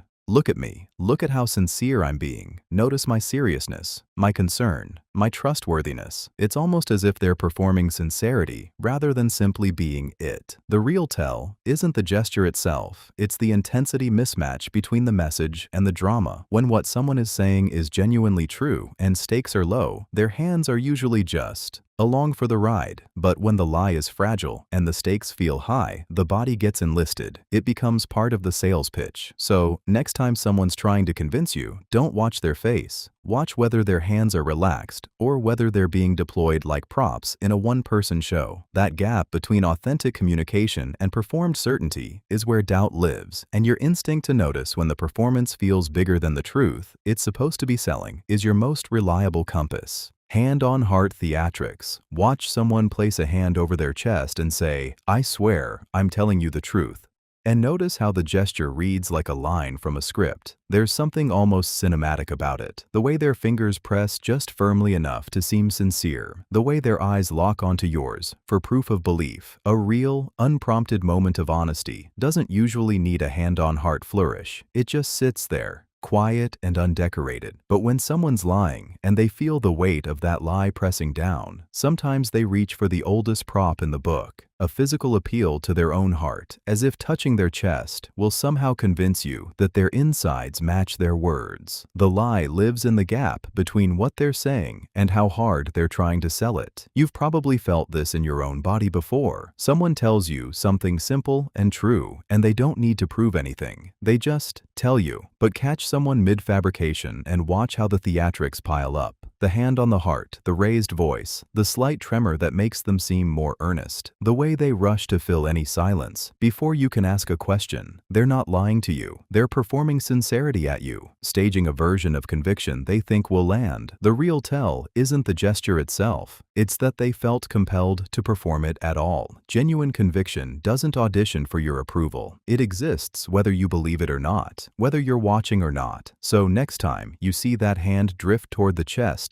with a solemn vow attached, pause and ask yourself, would someone say this exact thing in exactly this way if nobody was watching and nobody stood to judge them? If the answer is no, you found the seam in the story. The gesture wasn't insurance. It was evidence. Sudden, excessive eye contact. Watch someone caught between truth and a lie, and you might notice something strange. They lock eyes with you harder than they ever have. Not natural eye contact. Intense, almost aggressive. They hold your gaze like they're trying to convince your pupils to believe them before your brain does. It's the opposite of what most people assume liars do. They think dishonest people look away, and sometimes they do, but the ones who know they're playing a dangerous game often amp up the contact to compensate. They've heard the myths too. They think steady eyes equal honesty, so they deploy their stare like a tool. Like if they just look hard enough at you, you'll stop questioning the story their mouth is telling. The trap is that intensity itself becomes the tell. Real confidence doesn't need to perform. When someone is genuinely describing something true, their eyes do normal human work. They move, they blink, they look away to think, and then come back. A steady, unwavering bore is someone running a script, someone hyper-aware of the microsecond-by-second judgment happening between you two. You might feel pinned, almost uncomfortable, like they're trying to see through to your doubts and crush them with eyeballs alone. It's particularly common in high-stakes lies, relationship deceptions, financial dishonesty, moments where the person knows that if you don't believe them right now, everything unravels. The irony is their awareness of the eye contact myth becomes their own worst enemy, turning a detail they tried to control into something visibly strange. The searchlight effect is real. Next time someone tells you something and their eyes feel like they're boring through yours, soften your focus and notice the whole picture. Are they blinking naturally? Does their gaze shift when they're thinking? Or is that stare locked and mechanical? Trust the feeling more than the intensity. Your discomfort might be the most honest thing in the room. An unblinking stare to seem honest. Watch someone's eyes the next time they're caught off guard by a hard question. Most honest people blink normally. Their eyes water. They look away. They're human. But someone spinning a story? They lock in. That rigid stare, the one that doesn't flicker, that's often a performance. They learned somewhere that honesty looks like steady eye contact, and they're going to nail it even if it kills them. The thing is, real confidence is breezy. Real honesty doesn't need to prove itself with intensity. A genuine person tells you something true, and their eyes can do what eyes naturally do: drift, soften, blink, look down when remembering something tender or hard. But the liar is running a script in real time, and scripts require total concentration. They're holding the stare like they're balancing a glass of water on their forehead. You can feel the effort in it. And here's where your gut picks up the signal your brain hasn't named yet. That stare is trying too hard. It's muscular. It's got the texture of control. Real eye contact flows. Fake eye contact is a standoff. The person who lies while staring unblinking is essentially saying, "Look how much I'm not looking away." This is trustworthiness. But they've mistaken the performance for the thing itself. They think honesty is a pose you hold. They don't realize you can taste desperation in a stare. You've felt it before. That moment when someone is looking directly at you but not really seeing you. They're looking through you, at their own script, at how well they're nailing this moment. The intensity is the tell. That glazed, unwavering hold tells you the person is working so hard to look believable that they've forgotten what believable actually feels like. The next time someone's eyes seem frozen on yours, especially during something that matters, notice what you actually feel in your chest, not what you think you should feel. That feeling is your nervous system, reading something your conscious mind hasn't caught yet, and it's almost never wrong. Blink rate spiking after the answer. You ask someone a direct question and they answer you. Smooth, confident, maybe even a little too rehearsed. Then their eyes start fluttering, not before they speak, but right after. That rapid-fire blinking isn't a nervous tick. It's cognitive load leaking out through the eyelids when your brain is actively constructing a false narrative, managing the story, and monitoring how you're receiving it all at once. The body betrays the effort. Blinking increases. Those tiny shudders become a tell. A truthful answer usually comes with stable eye contact or natural, rhythmic blinking throughout the whole thing. A lie often triggers a spike right after the statement leaves their mouth. Like the brain is saying, "Okay, I made it past that checkpoint. Now let me catch up on what my face is doing." You'll catch it most clearly when they've had to think a beat too long before answering, or when the lie is something they've practiced but haven't fully woven into their own sense of truth. That recitation to release gap creates the telltale flutter, almost mechanical. The trap is assuming any spike means deception. It absolutely doesn't. Fatigue, dry eyes, harsh light, too much coffee, allergies, they all crank up blink rate. But the pattern worth tracking is this. Establish a baseline first. How does this person blink when they're talking about something neutral, something they obviously know to be true? Then ask your real question and note what happens in those 30 seconds after they answer. If their eyelids suddenly start working overtime, if that blink rate climbs noticeably above their normal rhythm, that's worth a gentle follow-up, not an accusation, just a slight pause, a raised eyebrow, a softer, "Tell me more about that." Sometimes the person doesn't even realize they're signaling anything. Their nervous system is simply leaking the truth their mouth is trying to hide. Gaze anchoring on a fixed object. Watch what happens when someone's eyes go still, really still, in the middle of a conversation where stakes matter, not a natural gaze, where eyes flicker and drift and land softly on your face. This is different. The pupils lock onto something behind you, or to the side, or down at their own hands, and they stay there like they're reading a script written on the wall. It's the opposite of the eye contact myth people worry about. A liar doesn't always avoid your eyes. Sometimes they freeze them, anchoring to something external to hold steady while the internal story gets assembled in real time.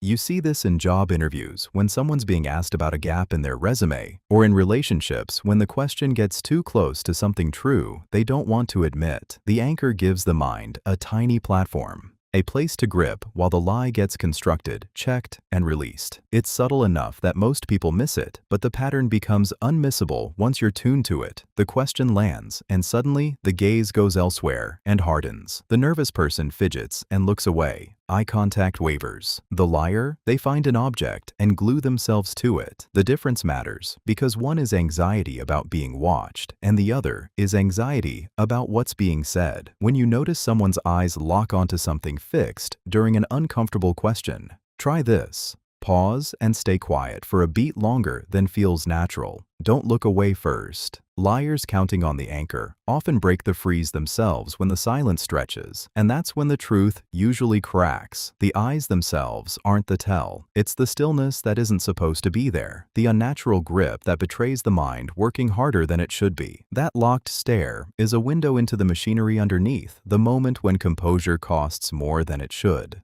Glancing at the exit, watch someone's eyes when they're about to tell you something untrue. They often flick sideways or down, sure, but there's another tell that arrives a beat later. A micro glance toward the door, the hallway, the way out. Their body is already halfway gone before their mouth finishes the sentence. It's not always panic. Sometimes it's just the reptile brain doing math. If this person reacts badly, how fast can I leave? That calculation fires whether or not they're conscious of it. You see it in job interviews. When someone is exaggerating their credentials, you catch it in relationship conversations when a partner is minimizing what they did. The glance lasts maybe half a second, but it's real. It means the nervous system has already decided this is not a safe place to be truthful, so it's planning an exit route. The person may not even know they're doing it. They might feel confident in their lie, might sound smooth and steady, but their eyes and their peripheral awareness have already checked the map. Here's what makes it stick. Liars often feel the urge to escape even when escape isn't actually necessary. There's no danger, they're just sitting across from you at a table. But the lie itself creates a low-level threat response, a sense that the truth is a predator and the door is safety. So the eyes involuntarily scout for it. This isn't foolproof. Anxious truth-tellers also glance toward exits, but it becomes significant when combined with other micro-signals. The real move is to notice the cluster, not the single tell.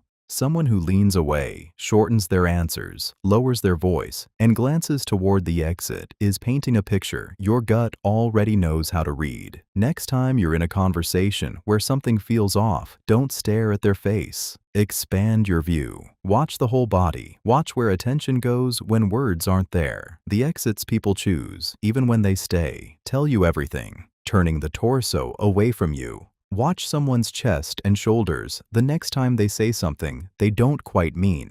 Odds are good their torso has already left the conversation before their mouth caught up. It's not a dramatic spin. It's subtle, a quarter turn or a lean that puts their core away from you even while their head stays angled toward your face. Your body knows before you do. It recognizes that split-second conflict. I need to stay here and defend this claim, but every cell in me wants to go. The shoulders hunch slightly inward. The belly softens backward. It's a micro-escape, the physical equivalent of one foot already out the door. What makes this tell so reliable is that it happens when the person hasn't rehearsed. If someone spent hours crafting a lie, they can usually hold their face steady and their voice level. But the torso? That's governed by the older brain, the one that doesn't care about strategy. It just wants safety and distance. You'll see it in small moments. A partner deflecting about where they were, a colleague dodging responsibility for a missed deadline, a friend playing down something they're embarrassed about. The body angles away, like a plant turning from shade. The trap is mistaking it for mere discomfort. Shyness looks similar. Anxiety looks similar. Cold rooms look similar. Fatigue looks similar too. But there's a texture to it that's different when someone's actively deceiving. A tightness, a holding backness that goes beyond nervousness. It's the posture of someone withdrawing consent from the moment itself. You can learn to feel that difference if you pay attention to the quality of the retreat, not just whether it happens. Next time you notice a torso turn, resist the urge to press harder. Instead, pause and ask a gentle follow-up question. Not accusatory, just curious. Watch whether they reorient toward you or deepen the retreat. That answer, the direction they choose in that quiet moment, will tell you everything you need to know. Placing objects between you. Watch someone during a difficult conversation. Really watch. Notice when they suddenly adjust the coffee cup, shift the laptop, pull a pillow closer, or lean forward with their hands stacked on the desk between you both. That tiny wall of stuff is not accidental. Your nervous system knows it before your conscious mind does. When people are lying or about to lie, their body does what their words won't. It creates distance while pretending to stay close. The object becomes a shield. It's small enough that you can't call them out on it, but real enough that it changes the whole field between you two. A pen becomes a barrier. A phone becomes a moat. A folder, a sweater, even the angle of their body. All of it is your brain's smoke detector going off before the fire is visible. What makes this habit so effective is that it works on both sides of the conversation at once. The liar gets a tiny pocket of safety, a psychological buffer zone they can retreat into when the pressure builds. You get a subliminal sense that something is off, that the space between you has gotten colder, but you can't quite name it, so you second-guess yourself.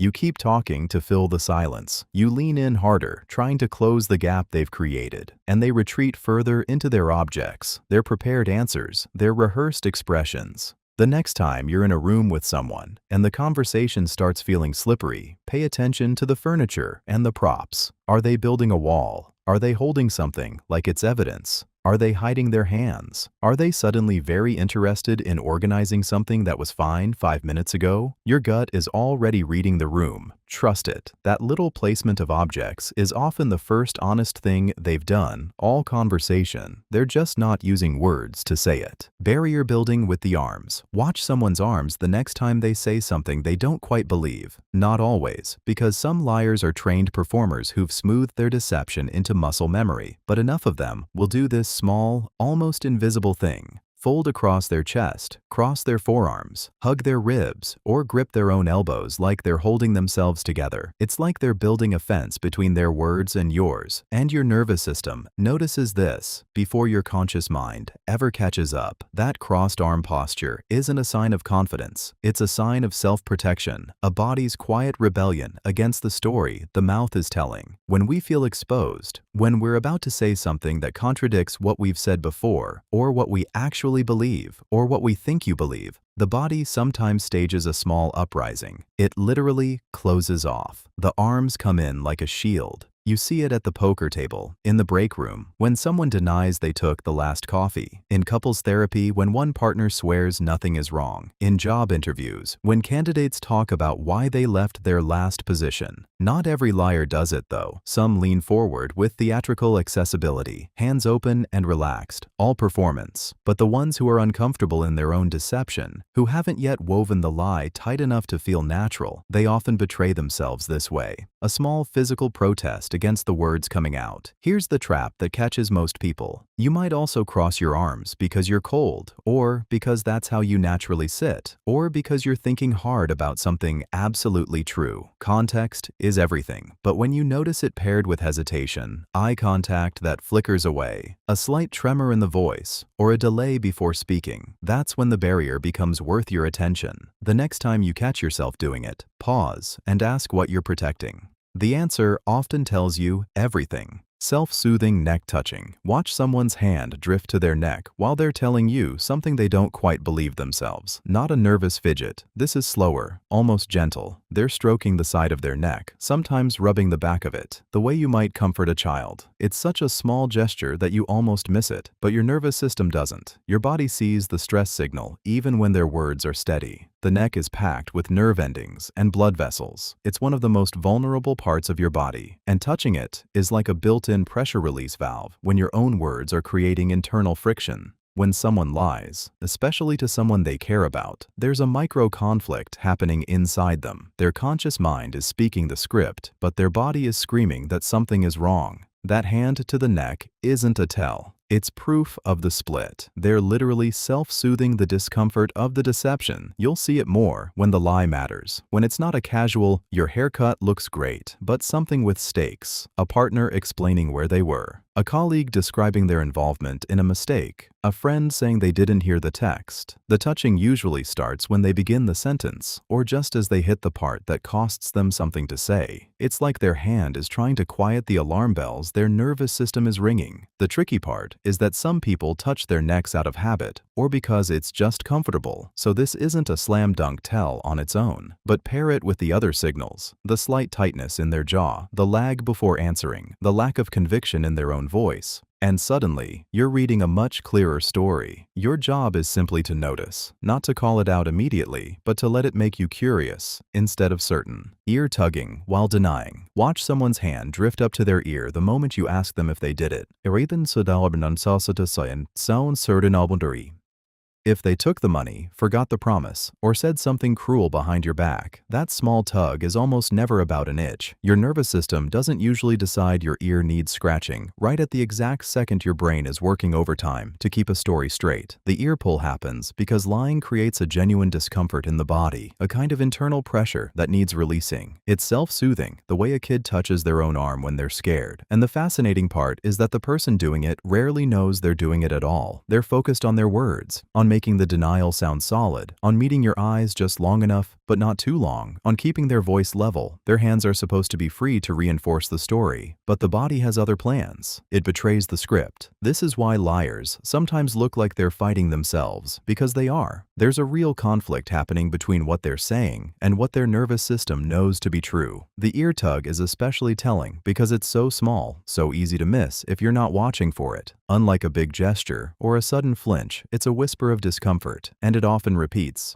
One tug, then another a few seconds later, like the body keeps trying to release the same pressure. It's the kind of detail that slides past most people. But if you're paying attention, if you've learned to read these small rebellions, you start to see them everywhere. The next time someone denies something and you catch that small hand movement, you don't need to call them out loud. Just remember it. File it away. Sometimes the quietest tells are the ones that matter most, and a person's own hands often know the truth before their mouth will admit it. Nose touching under pressure. Watch someone in a job interview deny they've ever missed a deadline, and half a second later, their hand drifts to their nose. A quick touch, a rub, sometimes a full pinch of the bridge. It's so small, you almost miss it. But your nervous system caught it. Your skin registers temperature spikes when stress hormones flood your body, and one of the first places that tightness or itch shows up is across the nasal passages. When someone is threading a lie, holding two contradictory truths in their head at once, that internal friction has to go somewhere. The nose becomes a pressure valve. Not everyone does it, and not every nose touch is deception. Plenty of people touch their noses when they're concentrating hard or uncomfortable in any way. But here's what makes it genuinely stick with you. A liar's nose touch has a particular rhythm and signature that feels different from ordinary discomfort. It comes right after the false statement, not before. The lie leaves the mouth. The brain realizes it just crossed a line, and the body's alarm system activates in real time. The touch happens fast, almost involuntary, like a flinch your conscious mind didn't authorize or expect. If you're in a conversation where something feels off, a partner explaining where they were, a friend suddenly denying they said something you heard, clock the timing carefully. Does the nose touch follow the claim? Is it quick and automatic, rather than a slow, thoughtful scratch that comes from normal thinking? The real tell isn't the touch itself, it's the mismatch between what someone's words claim is fine and what their body is desperately trying to regulate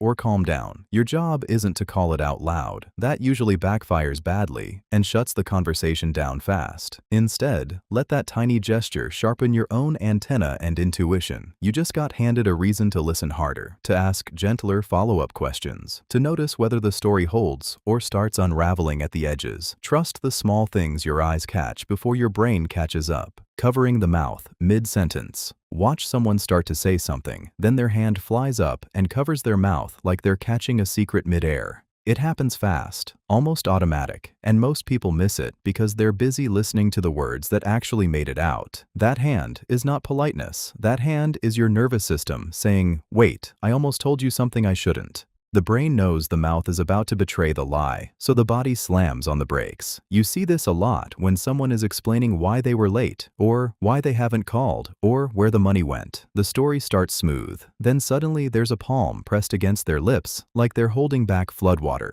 Some people do it subtly, just a finger touching the corner of their mouth, enough to disrupt the flow, but not enough to look obvious. Others do it big and theatrical, which sometimes means they're aware they almost slipped and they're trying to make the correction feel like a normal editing moment. The sneaky part is that people who cover their mouth mid-sentence often act like they're just thinking, gathering their words, being thoughtful, but the timing tells the real story. If they cover their mouth after they've said something solid and true, it's just a gesture. If they cover it before the sentence completes, or right as they're backtracking, that's the tell. Their body is one step ahead of their conscious mind, catching itself before the lie gets fully airborne. The hand becomes a dam. What makes this so useful is that it happens when someone's guard is down, when they're not yet performing the careful version of the story. Next time someone does this in front of you, pause and notice what they're actually saying in that moment, what words we're trying to escape, what correction they're scrambling to make. 9 times out of 10, that's exactly where the truth got stuck behind the hand, waiting. Hands hidden under the table. You're sitting across from someone at dinner or a desk, and their hands vanish, not dramatically, just below the table line, resting in their lap, maybe fidgeting with a napkin or their phone where you can't see. Most people assume hands belong visible, animated, part of the conversation, so when they disappear, your brain notices even if you don't consciously register it. There's a reason for that pull of attention. Hands are where honesty lives. They're harder to control than a face. They leak what the mouth is trying to contain. A liar often knows this on some level, not as explicit knowledge, but as a creeping sense that exposure feels dangerous. Hiding hands isn't always deception. Tired people rest them, cold people tuck them, and plenty of honest folks have fidgety habits. But it's worth the attention when someone shifts their entire hand position right before making a claim, or keeps their hands below the table through the whole conversation while their eyes stay locked on you. It's a mismatch between two channels, one performing openness while the other is physically retreating. Watch for the timing. Does the hand disappear before the explanation or during it? Does it reappear when they shift to safer topics? Does one hand stay visible and controlled while the other goes underground? The subtle tell isn't the hiding itself. It's when it contradicts everything else. A person telling the truth usually doesn't have a reason to quarantine half their body from view. They're not thinking about it. But someone managing a story, protecting themselves from being read, they might unconsciously seal off the evidence. The hands know things the voice won't admit. Next time you notice hands disappearing, don't call it out. Just watch what story they're protecting and whether the visible parts of them match the hidden ones. Your eyes already know the difference.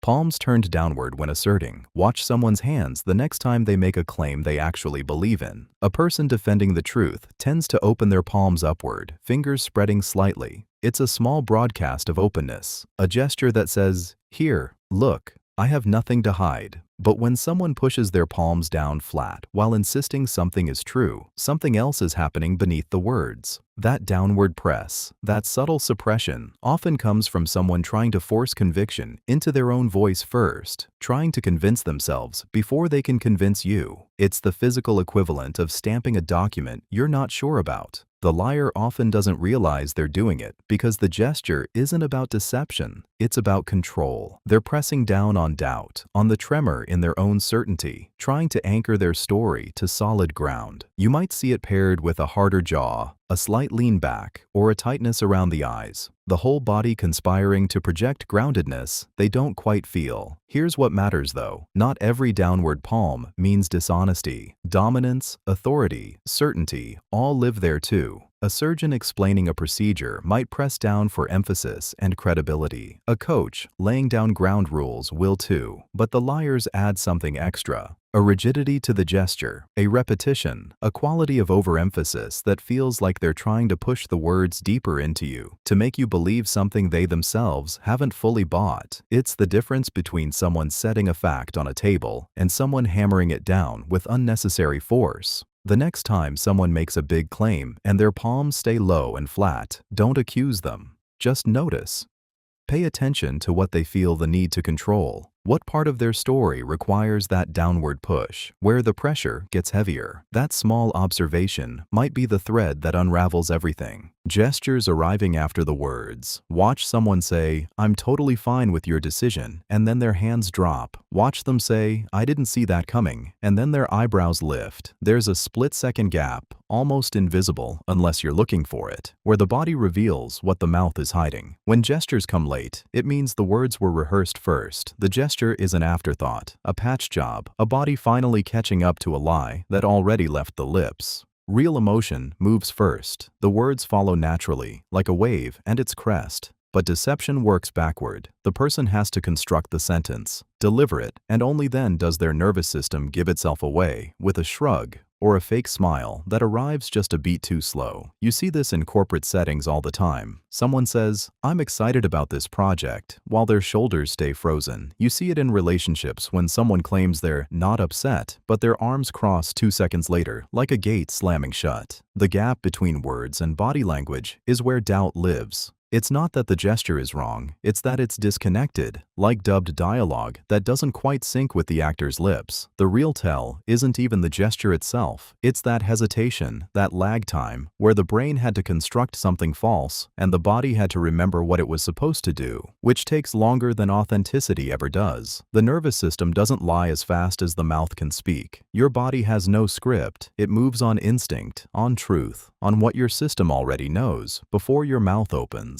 If you start noticing this delay in conversations, that split second where gesture lags, you'll develop a new kind of listening. You'll stop just hearing words and start watching the sequence. And that sequence becomes a quiet alarm bell that something doesn't add up. The next time someone reassures you, wait a half breath. Watch what they do when they think you're not counting. Frozen upper body stillness. Watch someone tell you the truth, and their whole spine knows it. Shoulders roll, hands gesture, the torso leans in or away. Now watch someone lie, and suddenly it's like their ribcage locked. The shoulders stay frozen in place. The chest barely moves, maybe just the head or jaw doing the talking, while everything from the neck down plays statue. It's not intentional, most of the time. The body is rationing its resources. Truth-telling is loose and distributed. Your whole system is in on it. Lying requires cognitive load, monitoring what you've already said, watching the other person's face for doubt, managing the gap between what's real and what you're selling. So the nervous system tightens. It pulls resources inward. Your upper body goes still to conserve bandwidth for the performance. The more elaborate the lie, the more the torso tends to freeze. Small lies, you might get away with a stiff shoulder.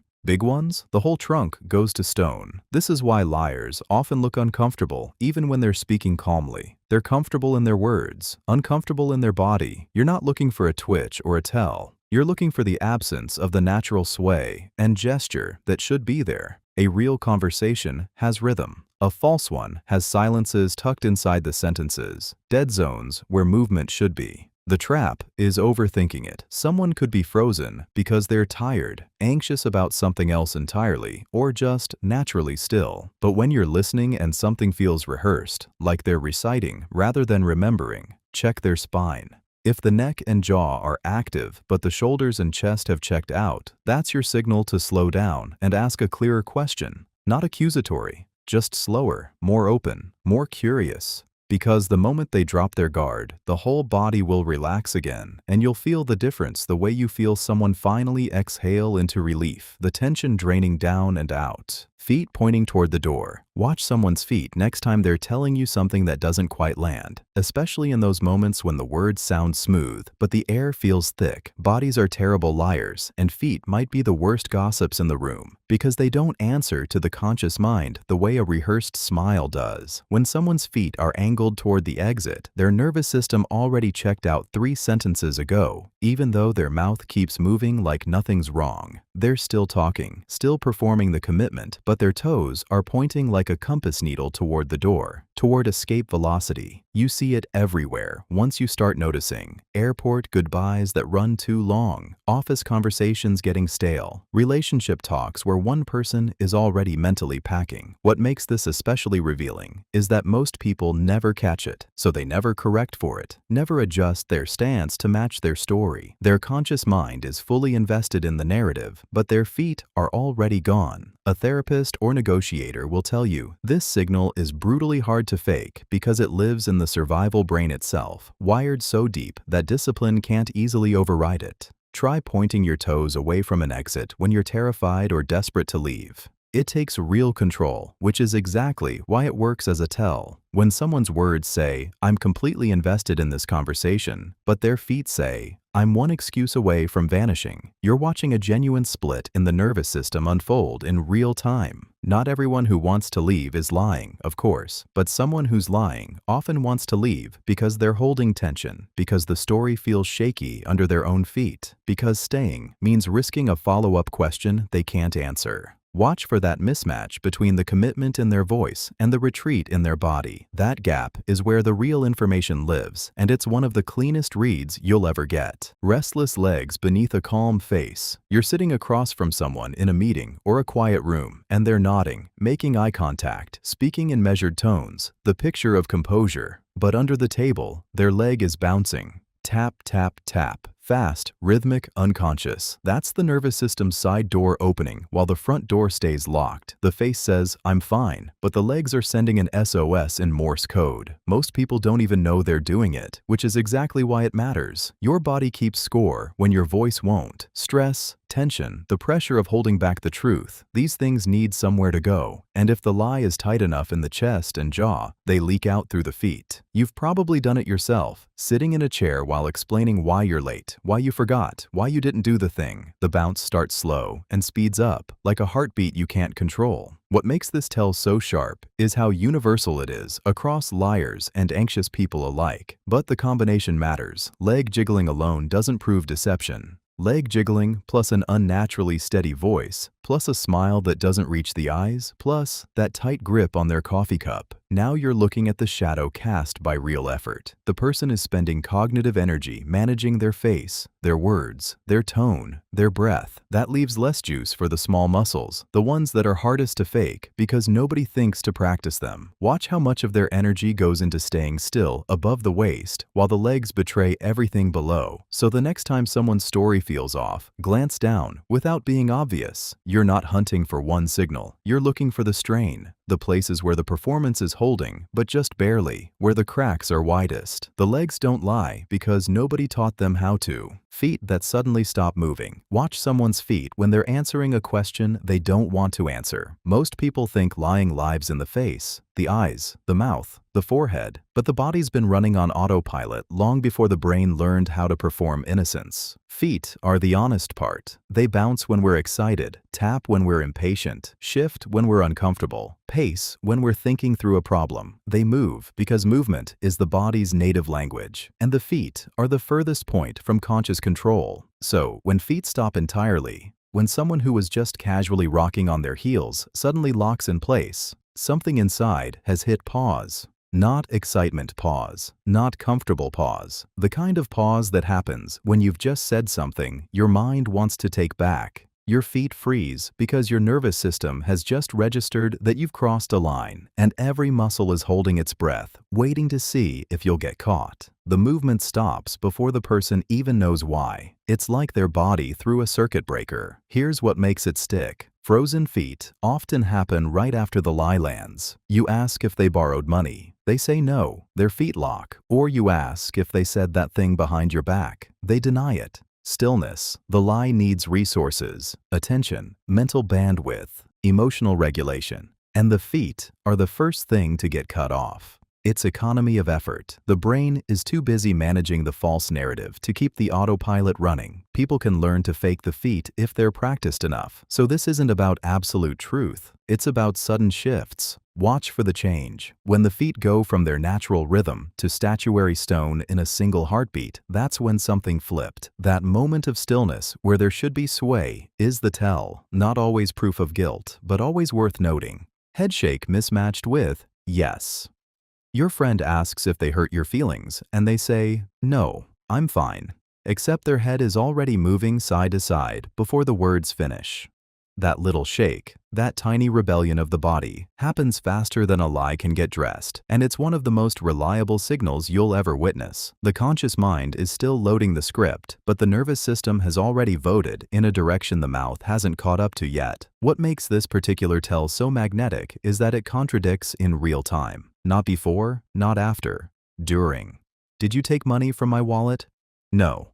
Shake. The person believes they're committing to the lie with their words, but their neck knows better. It's like watching someone insist they're calm while their leg bounces under the table. The message splits in two, and you're suddenly watching a person argue with themselves without knowing they're doing it. Here's what matters though. This isn't foolproof, and that cuts both ways. Some people shake their heads when anxious, even when telling the truth. Some people have habits that look like tells, but aren't. But when you see it paired with something else, a delay before the answer, a too smooth tone, eyes that don't track naturally, a pitch rise, the picture sharpens. The head shake becomes less a smoking gun and more a confirmation that something in their gut doesn't match their mouth. The sticky part is what you do with it. Calling someone out on a microsignal can feel paranoid, like you're reading patterns that aren't there. Instead, lean into curiosity. I'm sensing something, you might say. Help me understand what's going on. Sometimes they crack because they've felt their own contradiction. Sometimes they double down, and that tells you something too. Not always that they're lying, but that they're not safe enough yet to tell you the truth. Either way, you've stopped pretending you didn't see it, nodding while denying it.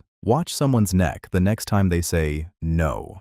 Their head might be moving up and down, tiny, almost unconscious dips, while their mouth forms the word. It's one of the body's most honest betrayals, and it happens because the nervous system doesn't always get the memo that the brain just decided to lie. Your friend swears they're not hurt by what you said, and their chin bobs in agreement. Your partner insists they're fine with your work schedule, and their shoulders rise and fall with that soft nod. Your colleague denies feeling left out, and their head performs this little yes gesture that contradicts every syllable. The conflict is real. Part of them is already surrendering to the truth before they finished the denial. It's not always a full nod. Sometimes it's a micro movement, a barely perceptible dip that lasts half a second. But once you see it, you can't unsee it. The brain wants to be honest. The fear, shame, or social pressure wants to lie. The body splits the difference. What makes this particularly sticky is that the person doing it usually has no idea. They're not performing, they're leaking. They're not trying to confuse you. They're genuinely confused about what they're allowed to feel. So when you catch that nod contradicting the denial, you're not seeing a calculated strategy. You're seeing someone caught between what they want to believe about themselves and what their nervous system knows to be true. That gesture isn't a trick. It's a crack. The next time this happens, and it will, resist the urge to call it out directly. Instead, pause. Let that moment sit. Sometimes the gentlest thing you can do is acknowledge what you saw without making them defend both the words and the gesture at once. That tiny opening is where honesty actually lives, waiting for someone brave enough to meet it there without judgment or confrontation. Shrugging during a firm claim. Watch someone's shoulders rise and fall while they're telling you something absolute.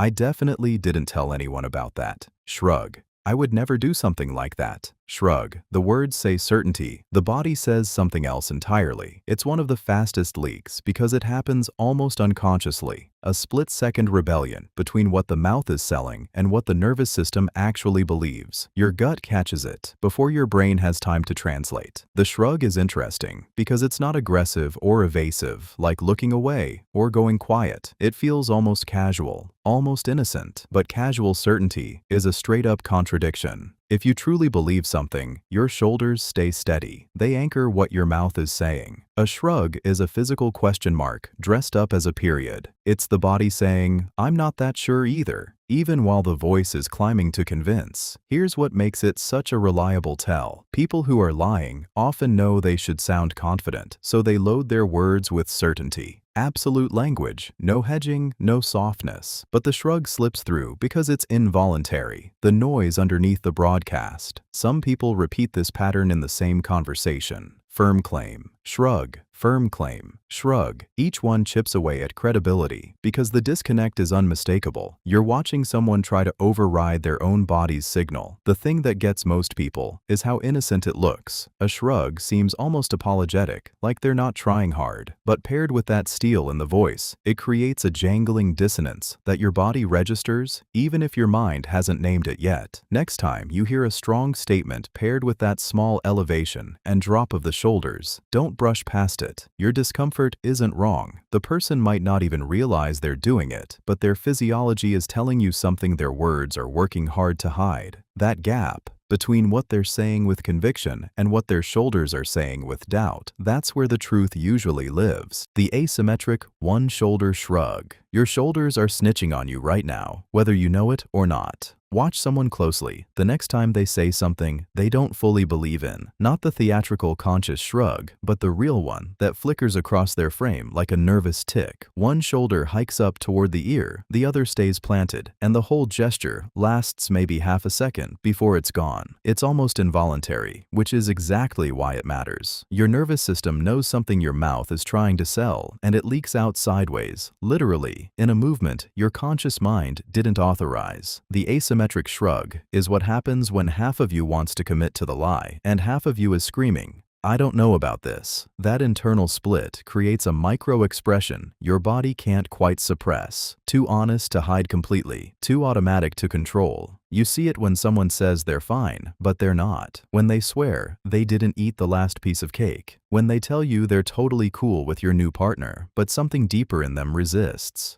The lopsided nature is the tell because it reveals the conflict happening beneath the words. A full bilateral shrug, both shoulders rising symmetrically together, can signal confidence, dismissal, casualness, control. But this one-sided hitch, one shoulder says yes, one shoulder says maybe, and your brain catches the discord before your conscious mind even processes that something flickered. Most people never train themselves to spot it, which means liars have been getting away with it for years because they're focused on managing their facial expression, their tone, their story, everything visible and controllable. Their body is thinking about the truth they're hiding, and it betrays them in real time. If you want to get sharper at reading people, stop analyzing their face so hard and start watching the shoulders instead. A surprising amount of truth lives in that narrow space between what the mouth promises and what the skeleton actually knows. Sudden formality in their wording. Remember when your partner usually texts you, "Hey babe, what's up?" but then suddenly sends, "I need to discuss the events of this evening with you at your earliest convenience"?